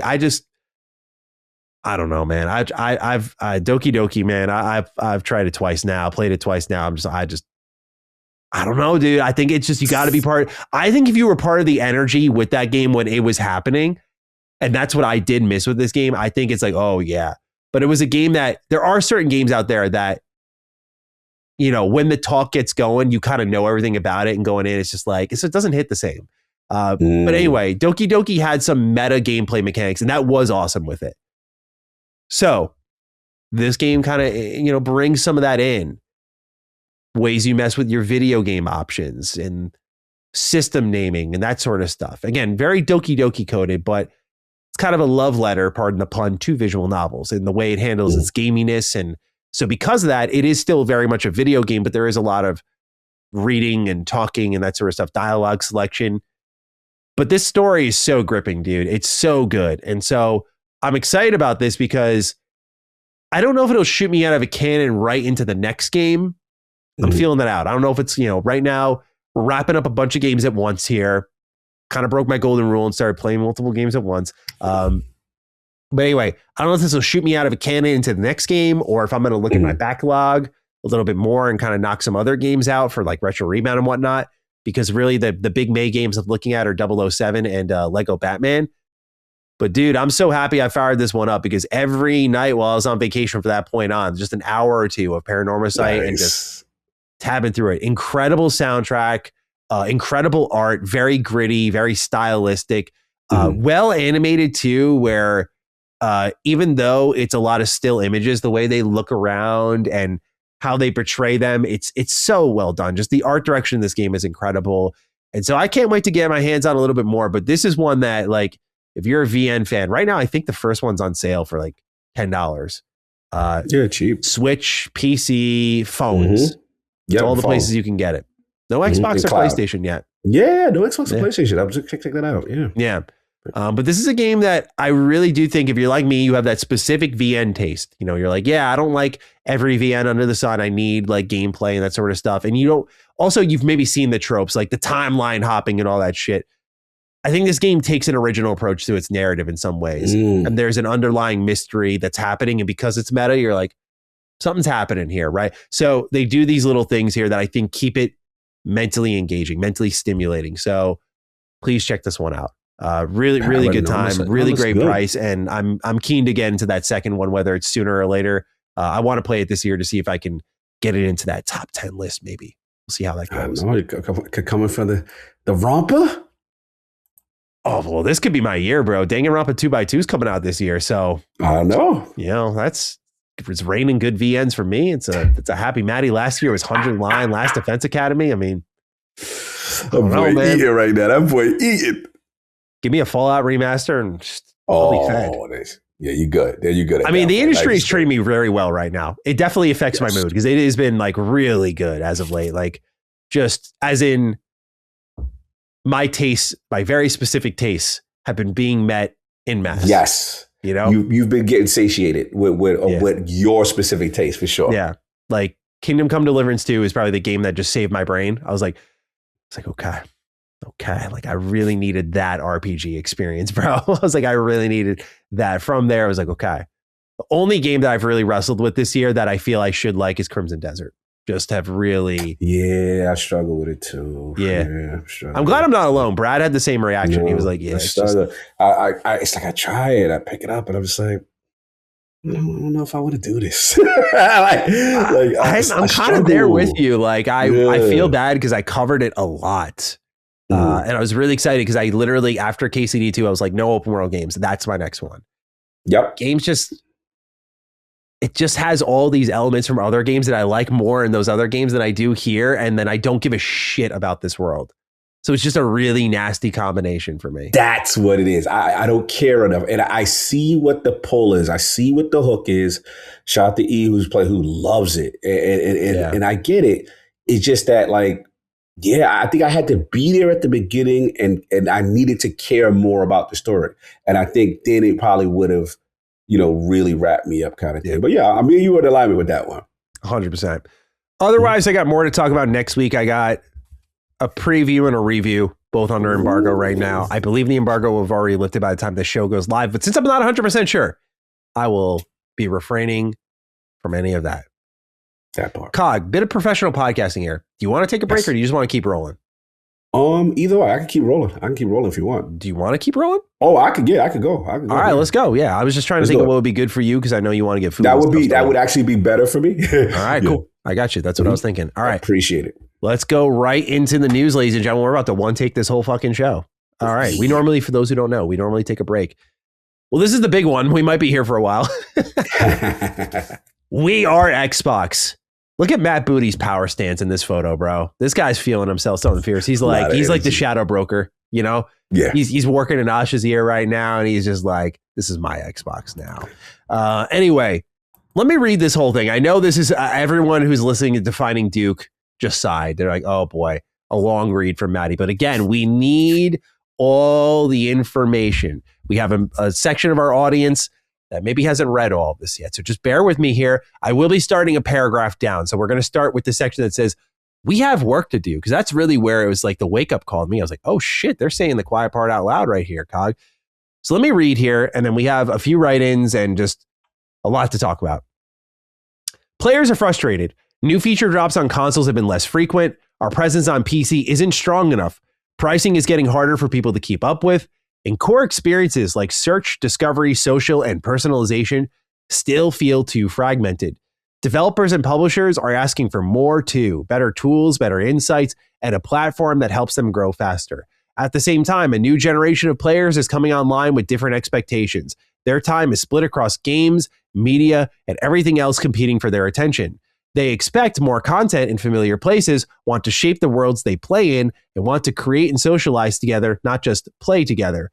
These changes are happening as the industry reshapes around us. Consoles remain large and stable. Windows now represents more players and hours and is increasingly where competition is the most intense. Players have access to more games than ever, even as the cost and time to build blockbuster titles continues to rise, putting pressure on what gets made and how risk is taken. Some of the biggest recent hits are coming from small teams or even single creators, and places like Roblox are producing experiences that rival major franchises in scale. More players are choosing subscriptions and services as their primary way to play, with expectations set around instant access, ongoing value, and libraries that evolve continuously. The industry is becoming global and competitive. More than half of the market's revenue, players, and growth are happening outside of our core markets. And the rest of the world is not just a large market. Developers are increasingly competing with the most established Western studios, combining scale, speed, and a willingness to reinvent genres many once considered mature. The model that got us here won't be the one that takes us forward. No love lost here, Cog. All right. Yeah. Seems to be a theme. Yeah, let's keep going. What does Xbox become in this next era? Xbox will be the place where the world plays and creates. We will build a global platform that connects players and creators everywhere. Console is at the foundation, delivering a premium experience, and cloud brings that experience to any device. You can play where you want, and your games, progress, friends, and identity stay with you across console, PC, mobile, and cloud. Xbox will be built to be affordable, personal, and open. We will offer flexible pricing so it's easier to get started and keep playing. The experience will adapt to you, letting you customize how you play, helping you find what you love, and connecting you with the right people. And we will be open to all creators, from individuals to the largest studios, giving anyone the tools to reach our global audience and keep their games growing over time. Our new North Star, Kage, this is the one I'm going to be so interested to get your thoughts on here when we get to it, is that it will be daily active players. You always said, Kage, like the North Star, like what they're focused on for growth, like that sort of thing. And they're putting it out there. He says, we will execute this through 4 priorities: hardware, content, experience, and services. For hardware, they want to stabilize Gen 9, aka your Series X and S, as a healthy and high quality base. They want to deliver Helix to lead in performance and play your console and PC games. They want to lead in comfortable, personal, high performance accessories, and build a strong ecosystem that expands choice and reach. For content, grow and extend an enduring portfolio of franchises players love, evolve our third-party partnerships, and strengthen our 5-year slate. Expand in China, emerging markets, and mobile-first audiences. Maintain and grow in live games and long-term stewardship. And elevate creator-centric platforms like Minecraft, The Elder Scrolls, and Sea of Thieves. As for experience, fix the fundamentals for players and partners. Make Xbox the best place for developers and creators to build and grow. Overhaul discovery, customization, social, and personalization to connect the community. And lastly, for services, they want to fortify Game Pass with clear differentiation and sustainable economics. They suggest that there wasn't anything sustainable at a certain point. I'm just being serious. I'm sorry. I wasn't even me throwing a jab in there. That was a good ball. That was a good ball, though. I like how you did that. That was not a usual Maddie jab. Return the business to durable growth with strong cost discipline, which I'm sure you saw the earnings reports this quarter, so that should be a focus. Make cloud play feel native, fast, and reliable across TVs and low-cost devices. Use mergers and acquisitions deliberately to accelerate growth where organic paths are too slow. Oh boy, the Phil playbook, well and truly. Along the way, we will reevaluate our approach to exclusivity, windowing, and AI, and share more as we learn and decide. In conclusion, Cog, we are Xbox. To achieve our master plan, the way we work must transform. Our best work happens when the full stack moves together. Microsoft Gaming describes our structure, but it does not describe our ambition. So we are going back to where we started, and we are changing our team's name. We are Xbox. We are a high agency culture where wild and wonderful ideas thrive. Our job is not to smooth over our differences, but to connect everyone into something greater than any one studio or product. We have to be honest about where we are. We are a challenger, and meeting this moment will require pace, energy, and a level of self-critique that should feel uncomfortable. At our best, we 1, earn every player, 2, protect our art, 3, stay rebellious, 4, progress over progression, or progress over perfection, 5, signal over ceremony, 6, core before more, 7, outwork the problem. Sorry. Just I'm feeling like coach in the locker room energy here. Yeah. Outwork the problem. More. Again. Yeah. 8, speed is learning. 9, makers over manager. And 10, here you go, Cog. Clarity is kindness. Over the last 5 years, Xbox and the industry have been through an unimaginable amount of change, and this team has continued to deliver through it for our community. Thank you for staying focused on what matters. 62 days in, we're proud of what we've honored with our commitments of great games, return to Xbox, and the future of play. We're here to do the most creative and courageous work of our lives, and that's what we'll do together. With gratitude, Matt and Asha. And this was sent out to the entire Xbox team as well as its fans. Cog, where do we begin? I know. Where do we begin? This is so much here. Exclusivity, acquisitions, clarity, admitting that they're not doing well at all. Players are frustrated. Feature drops are lower. I mean, you could pull at any tendril, my friend. Anything. Let's start with the top level. Top level, it is very symbolic and important that Microsoft Gaming and the verbiage behind it was killed. It represented everything that drove player angst and the betrayal of the core console user. This is an Xbox marketing plan. Every commercial I saw felt very cringy and disrespectful to the core base who was there from the beginning.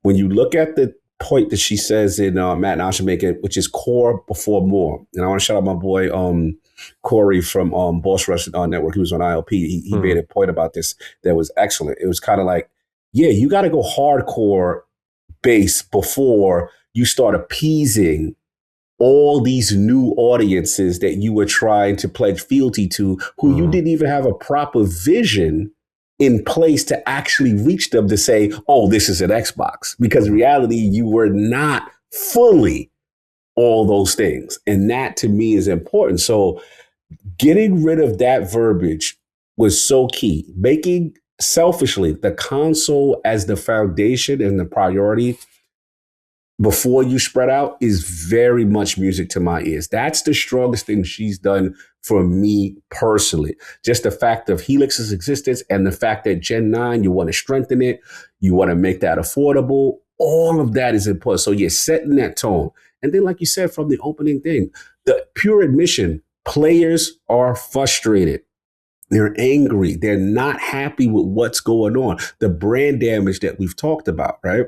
These are important things to tackle. So I like the opening salvo. I feel, that's like you said, you kind of alluded to this earlier, like Matt is in the building too. And I feel Matt, I'll be honest. Yeah, because this is what I'm starting to, he's very shadow broker. He's very doesn't put himself out there. He's very on the low. The only time we got a little inkling of how he thinks is during the FTC leaks with a very aggressive, spend them out of business. We're going to do this. We're going to do. That's the only time you don't see on the table this kind of dude. Yeah. Yes, he and everyone that I know that knows him speaks very highly of him, right? Now, granted, you got to produce games, you got to have a cadence, you got to have quality. Brad still wants John as an update. Listen, I get it. There's still things that I don't know how to pin the Halo thing. Like, it's like, okay, that constitutes you? Does it not? Like, I know top level is going to get it, but like, where's your role in that? Right? I can't absolve you completely. Yeah, you can't absolve him completely, but I will say this: in the era of the old regime gone, this is the most direct opposite to the old regime, and we have to admit, Asha is still getting up to speed. Where is she getting all of this renegade spirit from and all of this energy from? Now, granted, you're taking feedback, you're listening, you're learning, you're going to developers, you're going to gamers, you're doing the right thing. But you can't tell me that Matt has it literally says Matt and Asha. This is a co-written decree, right, so to speak. The last thing I'll say, because there's so many things to go with this, but before I ramble too much, but I wanted to get these ones to the ones that I'm going to call them the 10 commandments that they're doing. They're little 10 commandments.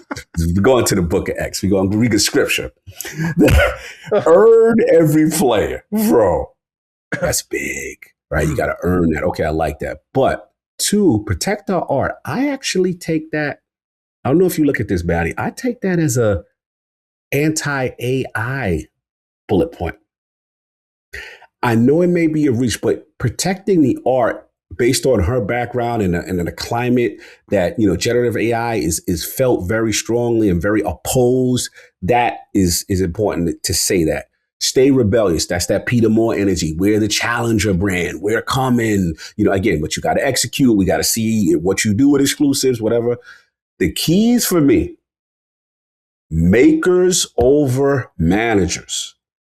Please laminate that at the head of when you walk into Halo Studios. I was just thinking they probably thought of Halo with that. Bro, I want that thing. Like, you see how they got the Xbox? You see like how Xbox did their whole branding. This is Xbox, and they got their main town hall. That makers over managers needs to be embroidered over every studio hall, the break room, the restroom, in every place in Halo Studios. Box, like everything, bro. Makers over managers, because clearly the managers have an issue with the makers, and that needs to stop. So that was that. And then obviously the last one, clarity is kindness, which I kind of alluded to earlier, which is, again, this is a brand that has had horrible, contradictory messaging and rakes all over the place. So to see this kind of outline so clearly, so distinctly, it's a good sign. She still got tough decisions to make. They still got how they going to handle exclusivity, how they going to do so many things. But I felt this was the most honest in a while, in conjunction with hopeful. And let's see. But I'm curious with you because, again, as a person who was very critical of the past regime, and rightfully so, for the things that they did and made you really disenchanted with the brand, my question for you is like, what do you get out of all of this, reading this? What are your questions? What are the things you're feeling? What are you not feeling? Where are you at with this? We are Xbox. Everything's on the table. Everything. I believe the report from Jez that the margins have eased up, because I think what they're looking at, I'm sure first order of business is, okay, let's look at the numbers. When did the business start declining? When we started making these decisions, whether it be this is an Xbox or multi-platform strategy, like this isn't working. So step one, it makes more sense as we start to see it unpack more and more. It's like, go against everything that's here, because the brand significantly declined there. There are other contributing factors, where accessing an Xbox is really easy at the start of this generation, but there were no games. But now you have games. You have a lot of them. Like this year is a great example. You have a ton of games at Xbox. So I think just everything's on the table right now. The fact that they're even talking about exclusivity, windowing, AI, PC struggles, everything, it's all on the table. They do say some key points in these bullet points here that really stood out to me. Expanding in China, emerging markets. Xbox is very late on the uptake here on something that the industry has become pretty wise to in the last year, which is it's cheaper to develop outside of the States. What's basically happening from devs I talk to is like, the amount these people are making at AAA is at such a high level that they'll kind of like work these companies. Like, I got interviewed by 3 places. This one offered me 200. This one offered me this. So like, let's say it's a little bit more, and they keep working them up. And I mean, I know this is like interview hiring 101, but for games and how they're made and sold, it's gotten to what I would consider to be a pretty unsustainable high, but people are looking to just really, I think, collect their bag on the West. And so you're not seeing that same problem percolate as heavily in the East when you look at, say, some, European developers like Warhorse, which Kingdom Come Deliverance 2 sold really well, about 5 million units, which is great, but that's not like when I say not a Titanic success, I'm talking about like 10 plus, like what Resident Evil is going to do or something like that. But despite that, because their dev costs are low, they made a ton of money. Expedition's another great example. Small core team.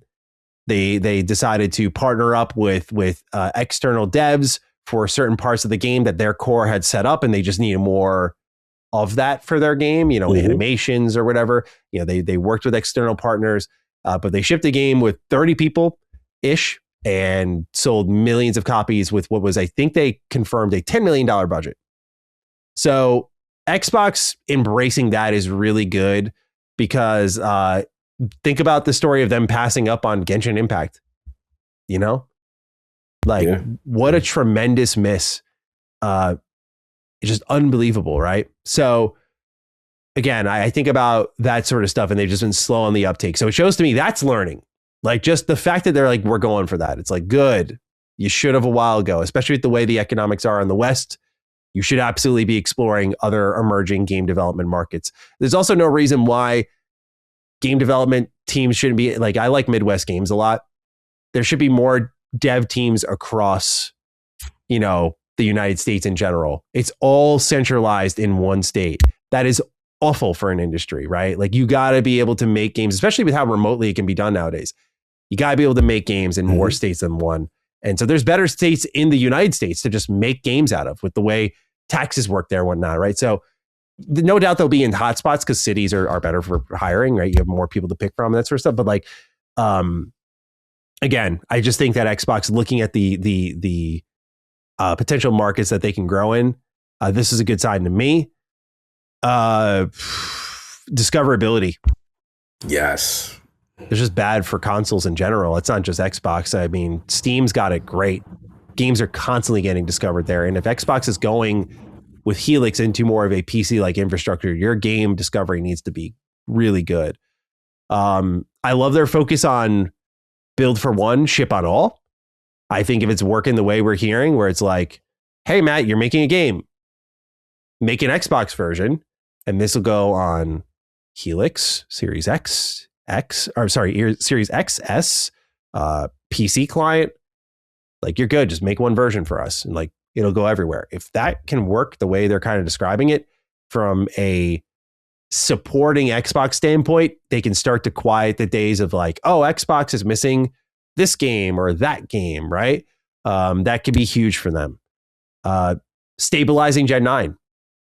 Like, thumbs up on that, dude. Like, you just, this last handful of months for the no sales during Black Friday is the biggest, like, I don't give a fuck I've ever seen from a company, Facts. To me, I get it. Like, you don't care about it as much, but that sort of level of apathy internally to your own product, where it's like not even a Black Friday holiday discount. It's like, yeah, full price, because it's not doing well anyway. I don't even get the logic of like, don't you want to get as many of these out there so at least they're buying games on it? That's where you get most of your money. So that just alone, really bad stuff. So I just see a lot of good stuff here. What I'm very interested in talking about are a couple things here. Daily active players, exclusivity, as well as mergers and acquisitions. Those are the big three for me. They're all here in a pocket. So let's do daily players. Okay. What do you think this means for them? As in, Game Pass is a clear big part of that. But they're not talking sales, which is, right. I mean, with declining revenue and whatnot, it's like, I'm surprised a little bit. Is it daily active players for their own ecosystem, or I guess tying it into exclusivity? Like, is that what they're looking for? Or is it daily active players because they have games on PlayStation, PC, Switch? What is your read on that kind of combined statement? Revising exclusivity, daily active players. My read is that they look at monthly active user as not I would say like almost like a failing statistic, or something that they don't value anymore. Because either somehow it's I don't say it's gaming the system, or maybe someone can jump on for a month, be active for a short amount of time, and that's not valuable to them anymore. They want to see the daily activity. So I would still assume it's across the platform, the ecosystem, as opposed to just, hey, daily active users on the Xbox storefront. I think they would consider, someone playing Forza Horizon 5 on PlayStation every day, a daily active user as well. But I think this metric seems to be more to this regime than monthly active user. And to me, again, going by her background, going from Instacart, going from Messenger, this I think is going to give her more of an indication on what's really happening, because there are rumors, Maddie. There are rumors that because the ecosystem has become the Game Pass ecosystem for this 30, let's say it's 35 million, Xbox, users out there. I mean, consoles out there. Yeah. Yeah. And they are a very sticky and high spend group, right? There are rumors that, a lot of them may just be, victims of the Game Pass cannibalization, so that the Game Pass is making maybe just as much money as the storefront itself, as opposed to the storefront and people going to the store to buy games. You know what I'm saying? I think that's something that they got to look at. In order to make these drastic changes that are completely 180 from the other regime, you now have data to say, hey, this wasn't working.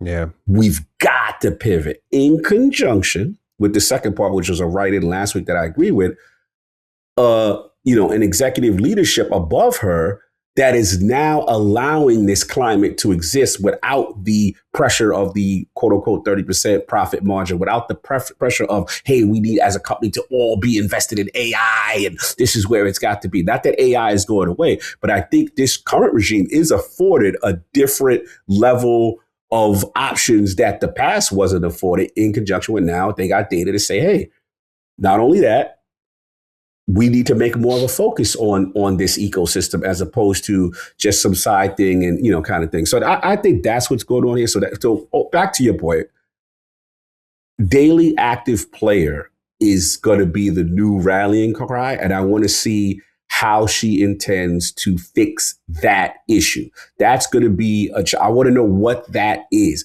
And is it making Game Pass cheaper, leaning back to exclusivity on some level, or revisiting on some? We're going to get into that. But I want to know how you attack that to get more people playing on this platform every single day.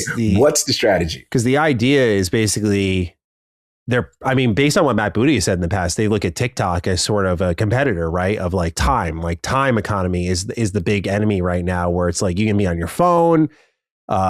Movies are great. TV is great. Games are great. Books are great. Entertainment is kind of peak in a lot of ways nowadays. There's just always some good shit to find, and it's in whatever kind of aesthetic choice you want too. So it's the idea just with daily active users. This is a way for them to gauge how can we get the maximum amount of people on Xbox every day? Not because what it says to me is it's not like we want to be where you play. It's like we want to be where we want you wherever Xbox is every day.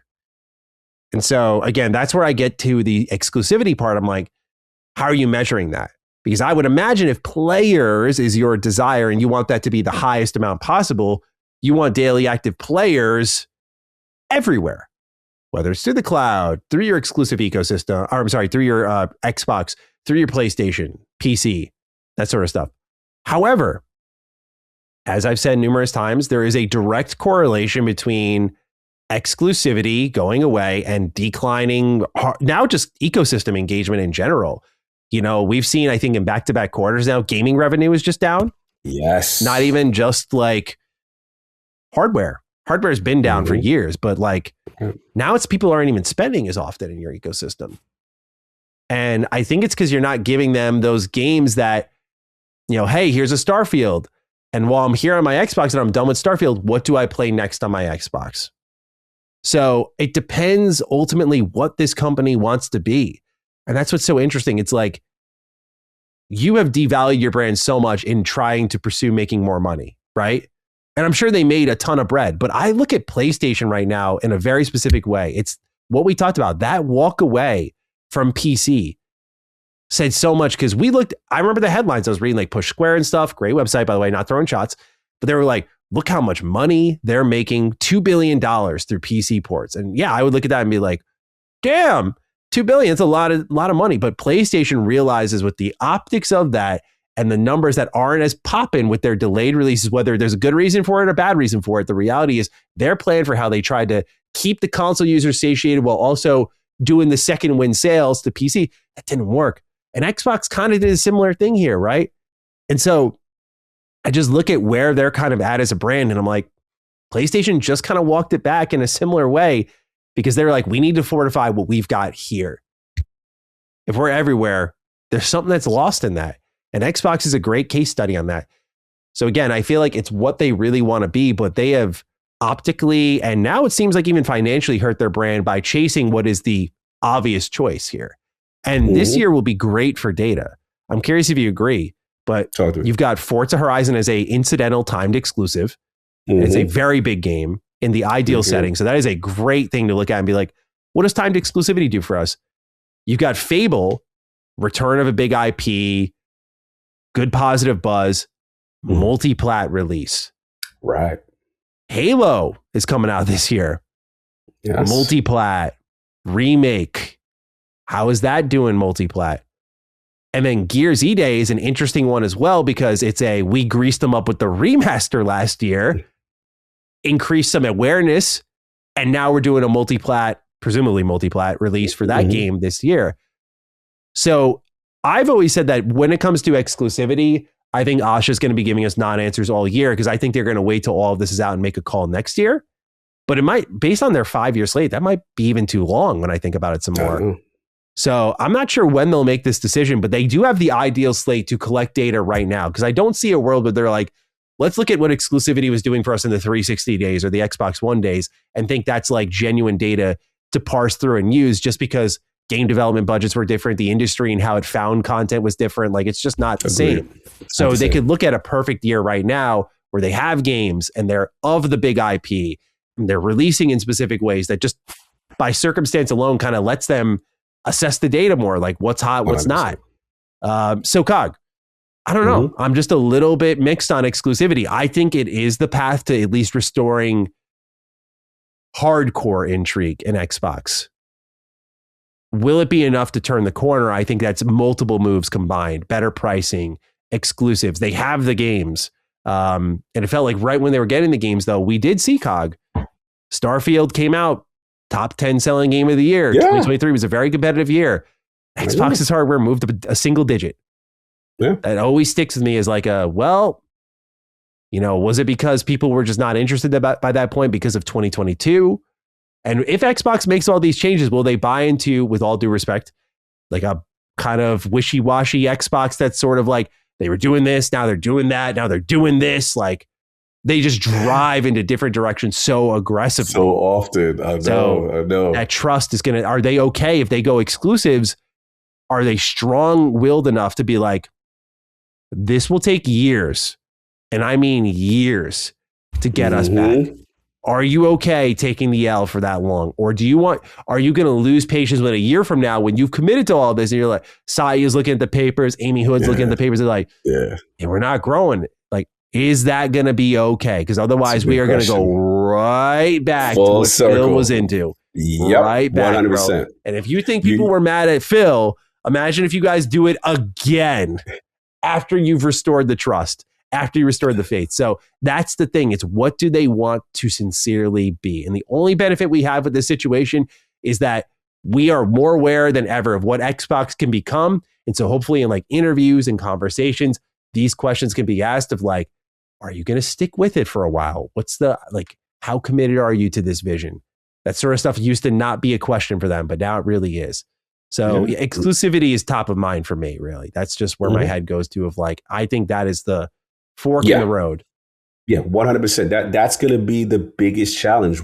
Who, like you said it best, who are you? And then once you define who you are and what your business is, you've got to stick with it, right? You can't just go for a little short period, then you don't see the return on investment really quickly, and then you panic and then go back because again, all you'll do is just kind of undo all your little 60 days of presidency and whatever. And it's just like, I agree that this is going to be tough but I will say, I do get a sense that whatever it is, they seem to have an idea of what they want to do. And they look like they're ready to talk about it probably at the showcase, if I had to guess, or at least start to hint and allude.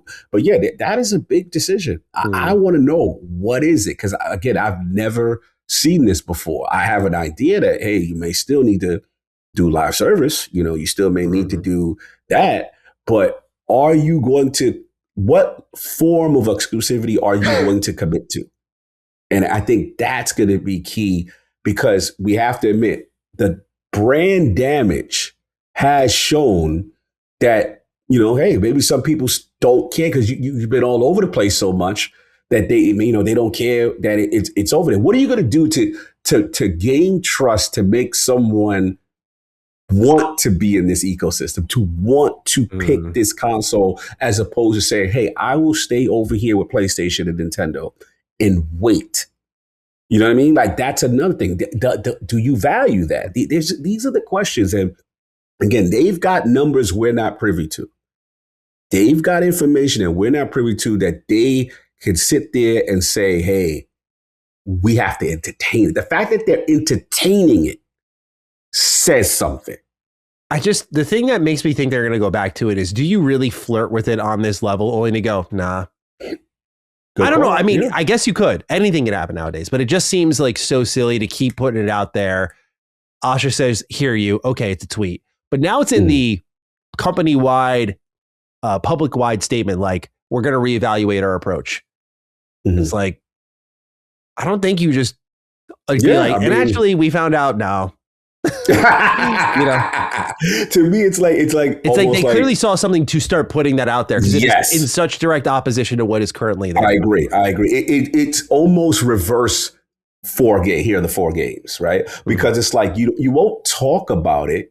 You're not going to talk about exclusives if you have no intent at all to do anything with it. You wouldn't even bring that up. That's a death nail, because people are like, yo, I thought you're not doing it anymore. You're a multi-platform publisher kind of thing. So yeah, they're going to flirt the line with something, but it's clear as day something is changing.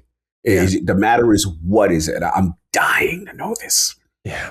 It's really keeping me up at night. I'm not going to lie, because I'm just how are they going to reveal this? Is it going to be like after the showcase this June? Like, you're just going to see Xbox, and it'll be like, yep, that's it. Bro, some people, it's funny you say that. Some people are very staunch that they don't even want to see another logo from another platform at the end of a trailer. Yeah. That's another visual out there, because people are saying, this is a fair criticism. People are saying your competitors, even if it's a game that will come to Xbox, will not put their logos on their at the end of their showcase. Yeah. Why are you doing the same? So again, this is where nice guy past regime got them in trouble. It's just it just comes across so apathetic, Right. People had a problem with that. People were like, nah, these dudes is playing dirt. They throwing stones at you. Yeah. Like, you over there kumbayaing. So it's going to be interesting if they make these sort of subtle changes, or like you said, even if it's timed exclusivity at some level, like where it's like, we're going to learn with Gears E-Day and what's the other one? I mean, Forza. I mean, not Gears E-Day, but excuse me, Forza we're going to learn for sure. Yeah. Gears most likely is going to be multi-platform potentially, but Forza Horizon 6, that's a huge one to get information from. Now, Cog. Yes. Or should I call you Lord Acquisition? Oh boy, here we go again, bro. Using it's out there now. It's under services, so it's like, okay, Game Pass is what they're thinking of, but I don't know. It's not under content; it's under services. So I don't want to get too crazy, but they said use mergers and acquisitions deliberately to accelerate growth where organic paths are too slow. And this was the double-edged sword of Phil, is what we'll call it, right? Yes. I think Xbox and Bethesda made sense. I think if it was just that and they kept kind of staying the course, it probably would have worked out mostly well. But when they absorbed Activision, as we talked about, that just radically altered the business. And they lost so much Bethesda talent as a result, because they were the main ones who got fired and had projects shut down. And of course, the initiative and all of that, the one thing they tried to start up also got closed down. So, Cog, mergers and acquisitions back on the table for services. What does this read like to you? Because they're talking about here above, they say, fortify Game Pass, return business to durable growth with strong cost discipline, and make cloud play and feel nice, and then use mergers and acquisitions deliberately to accelerate growth where organic paths are too slow. What does this read like to you? Does this read like get another game studio or something more? I'm flirting with the idea of, like, I know it's early and I just to use these two things as definitive examples, but the Netflix and Discord stuff is where I'm kind of leaning where she's more outside the box than the conventional gamer exec. So like, I look at those as maybe some tells, as opposed to say, hey, we're going to buy the next publisher. You know what I'm saying? Kind of thing. I look at it as when you say organic paths are too slow, right? Again, I look at you within your world, the third place challenger brand. You have kind of exceeded all the things you could do from a marketing standpoint to get people to come to this platform and this ecosystem, because the other two are just more popular than you, right? So you've got to think outside the box. That's why I like the Discord. I like the Netflix idea. You know what I'm saying? So maybe it's in that vein. You know, as acquiring Discord, like let's open up that can of worms. Like, hey, Xbox Live Party Chat just got Discord. Like, I don't know. Like, is that what I could get even crazier? Like, oh no, the only thing that could get scary that people would definitely want to destroy Xbox for. Look, I'm just going to put it out there. If you intend to have a future where your name is Helix and DNA between the PC and the, you potentially acquire another PC storefront. And I'll leave it at that. And I know people are going to throw tomatoes at the screen, and that's fine. I'm just entertaining. No, we have to talk about what they. That's all. So I know people get emotional. He's talking acquisitions again. Didn't he not learn, bro? I'm just repeating. It's right here on the screen. Cog's not advocating. It's literally Asha herself saying mergers and acquisitions to accelerate growth. Exactly. Like, this is what companies do. I know people don't like this idea. They hate it. I get it. But this is what they do. So I'm trying to think, in this day and age, what would it be? They're trying to be the one-stop shop and merge console and PC and have this synergistic relationship. Wouldn't it kind of make sense to partner or acquire someone who does that better than you, where organic paths are too slow? Haven't we all said the PC storefront is the worst on Xbox? Yeah, nothing would be worse than an S acquisition, dude. I'm going to be honest with you. I know you're not championing. I'm just saying nothing would make the internet more like, oh, fuck, no.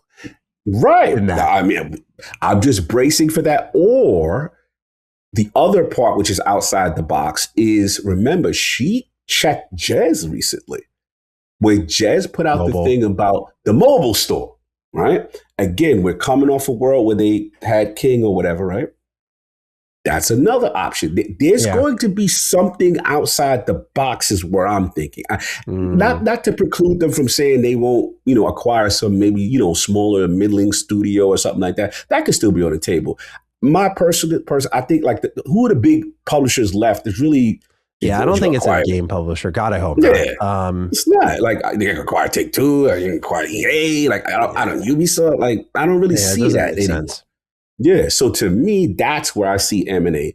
Smaller studio, but realistically, the first thing she's in there, I'm like, damn, you've already got a working conversation and relationship with Netflix and Discord already in 60 days. And they're like, yeah, we like the way she's talking and like bubbling. Like, did you see the Discord tweet? We can't wait to tell you what's about to happen. Yeah.